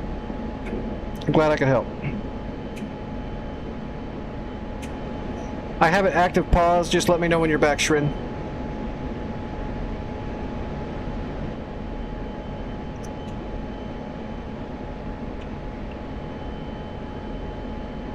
Okay, so I'm almost there. We have the target. Well, it's a little off now. There we go. We got the target point tracked. The bomb, of course, will go to where the laser is pointed. The laser will shoot directly in the middle of that targeter. Symbology, you see our carrot's almost inside the drop zone. That is the drop zone. That is the chevron carrot coming down, which is the range. This is all your information on the ranging. You have these different lines coming down that can be confusing. There'll be a circle that appears. That circle just means, hey, dumbass, it's almost time to drop the bomb. So when you see the circle, that's when you can hold down the pickle. You're also going to see a bar shoot up after that. That's for doing a toss, because it does all the modes at once. So you can ignore some of the symbology. For a normal drop, you don't need to toss it. Just when that line shoots up, just don't care. Just hold down the button and keep flying. But when you chase it, when you're going to do a toss by the computer, when that bar goes up, you have to follow it with your flight vector. So you got to go back stick and do your best to chase that until the bomb releases. It's not as accurate as standard CCRP, but it'll allow you to get the bomb a little bit more distance and be a little bit safer. So I'm going to unpause it now. There we go, the circle. I'm holding down the pickle. There goes the chaser for the bomb toss. Now you can see the second one coming down. This is going to be our actual bomb drop now. And boom, bomb is away. We'll look over, we'll readjust our laser now.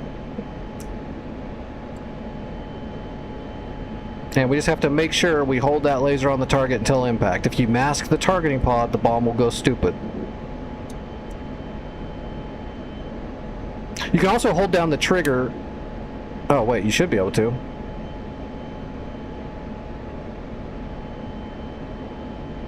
Boom, there we go, never mind. I'm thinking of the Hornet. But that's all there is to it. You just have to drop the bomb when everything's set up with the Viper.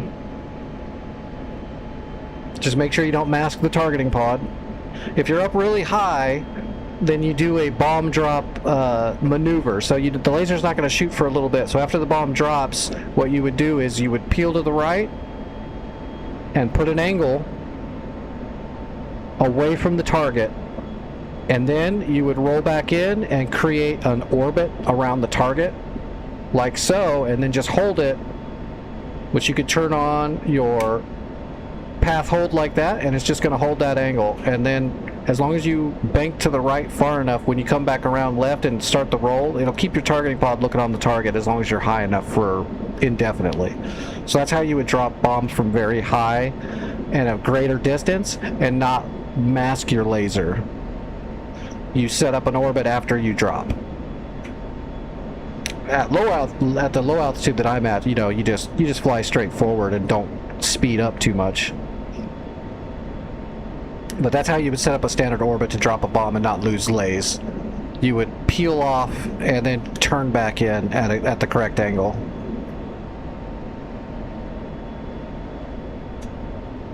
That's the angle hold switch right there. So that's attitude hold, there's altitude hold. So attitude would be the angle I'm holding it. So you can see if I just angle it like this and let go of the stick now, it's just going to start rolling out. So I'll put it right where I want my orbit to be, and then I'm going to toggle my attitude hold on, and that's it. Hands off the controls. We can sit here in orbit all day long until we run out of gas.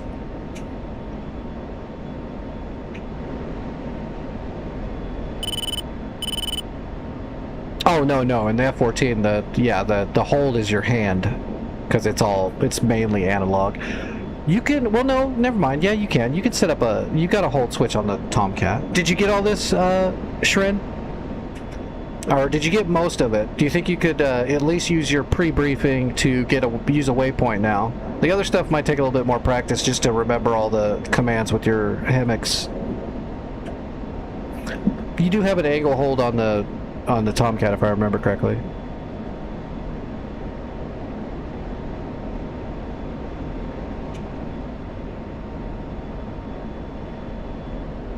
Okay, we can also go through it another time once you need some more practice with it. Do I have a Tomcat that's in the air? I don't think I do.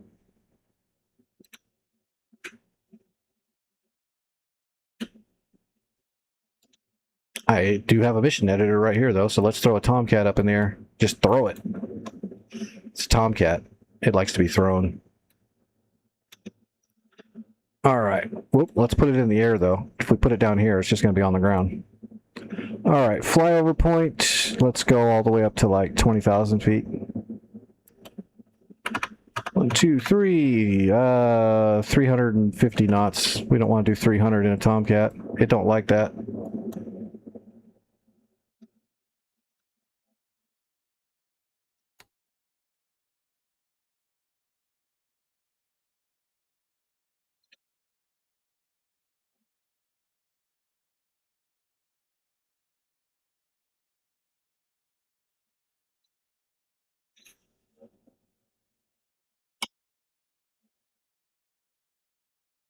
Where is...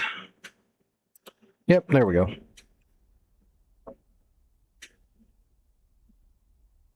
Tomcats! God, they need to friggin' release the upgrade. I'm ready. I'm ready for it. Uzi 1, on station at bullseye 328 for 170 at 1,600. I hope I don't loading. I'm glad I put myself in a cloud.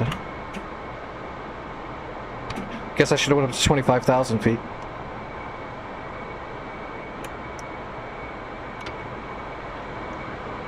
Alright, your AFCS systems, just leave them all on hold, on normal. You have to turn them on anyway, but all you have to do is engage it, and it is a hold.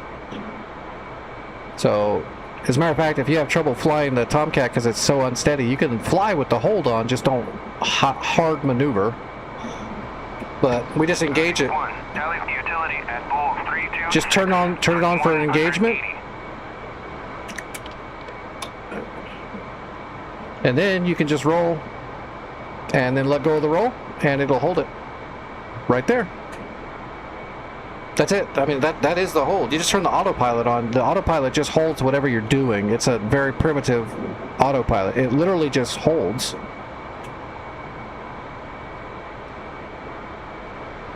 So you can roll with it. You can set an orbit and not have to hold it.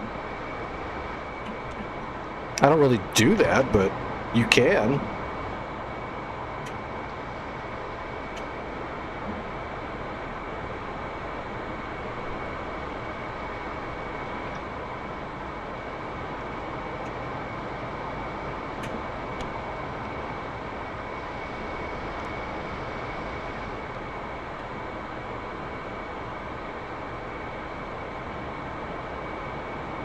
Well, yeah, I didn't have it. We have a friendly 250, 35 miles, Angels 35. There we go, get leveled off.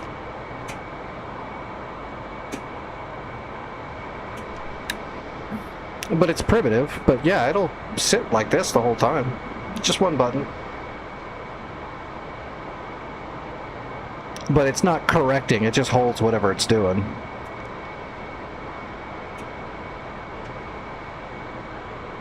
But it works. Especially if you're just cruising.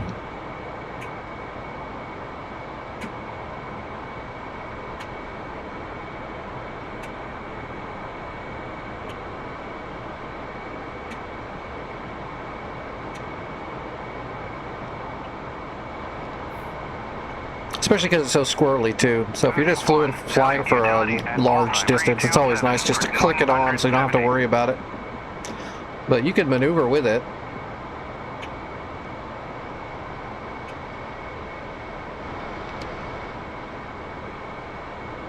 I usually just do it with my hand though. I like the old analog jets. I like being in control of it. I don't like using a lot of autopilot type stuff. Just depends. Like in the Hornet, I'll turn on the APs when I'm gonna do something like fire off a bunch of broaches or harpoons or something, just to make sure I can keep my head down and not worry about anything.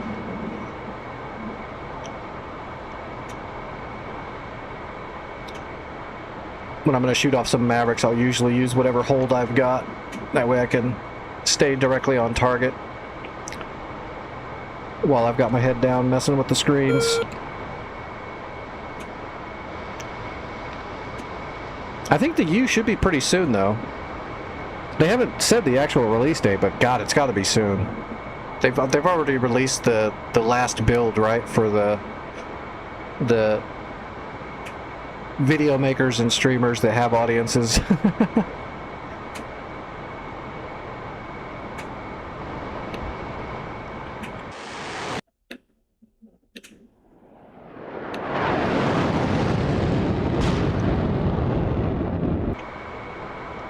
That's what I'm going to be doing as soon as that upgrade drops, though. I'm going to be relearning all this stuff.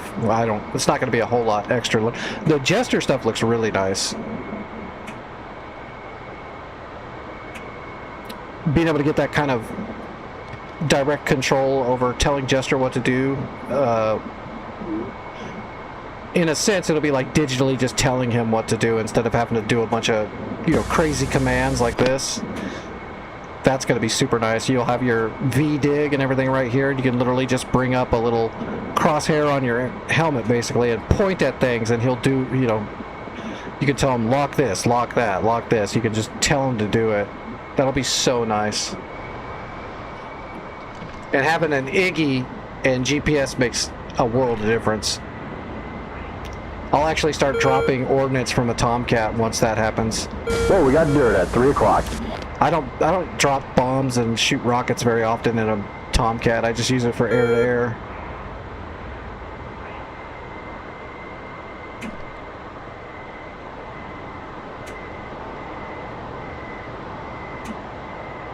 Yep, sure, and just practice. Start with the pre-briefing, just because it's, you know, if you already know how to set up a waypoint, then you've got half the battle right there. And just remember, your Mavericks on pre-briefing will put your targeting pod and your Mavericks looking where... The Mavericks are always looking where the targeting pod's looking for that. So if you tell the targeting pod to be at a waypoint, then that's where the Mavericks are going to be looking as well. Even if you do a handoff from your targeting pod to your Maverick and it doesn't lock it right away, that doesn't matter. You're probably too far away. It won't automatically lock if you're too far away, so... Set your targeting pod on the target you want, and then just use the weapon page to lock the Maverick when you're ready to shoot it. And then, of course, use your... Oh, I'm not in the Viper anymore. Well, you know, use your... Oh, I can't remember what it's called now. My brain is so not working.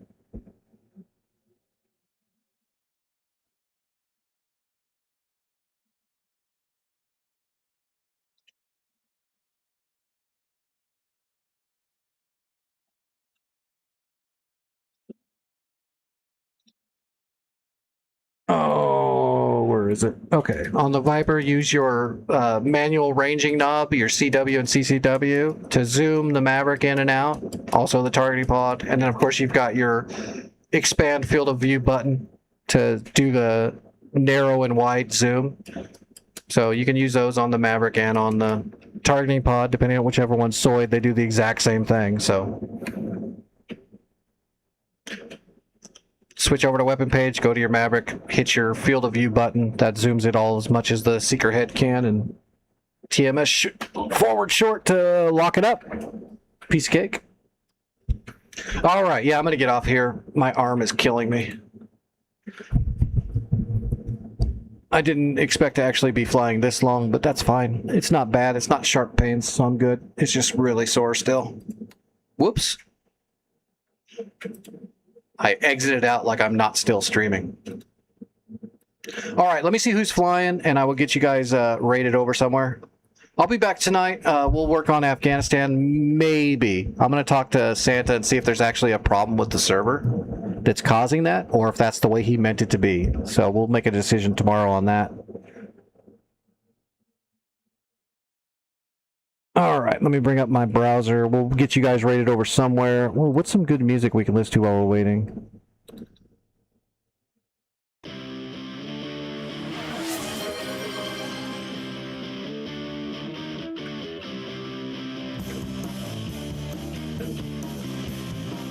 All right, who's flying?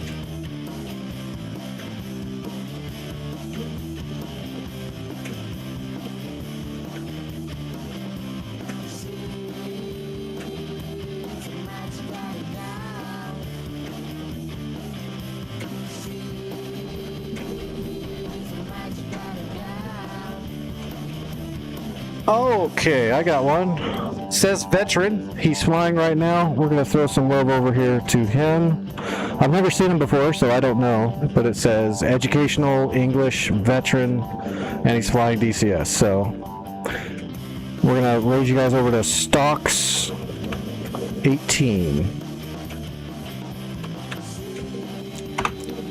Well, I'm going to try to. Yep, okay, it's going through.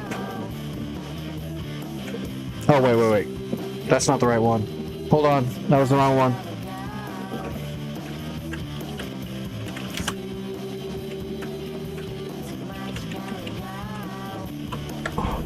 Glad I verified that symbol.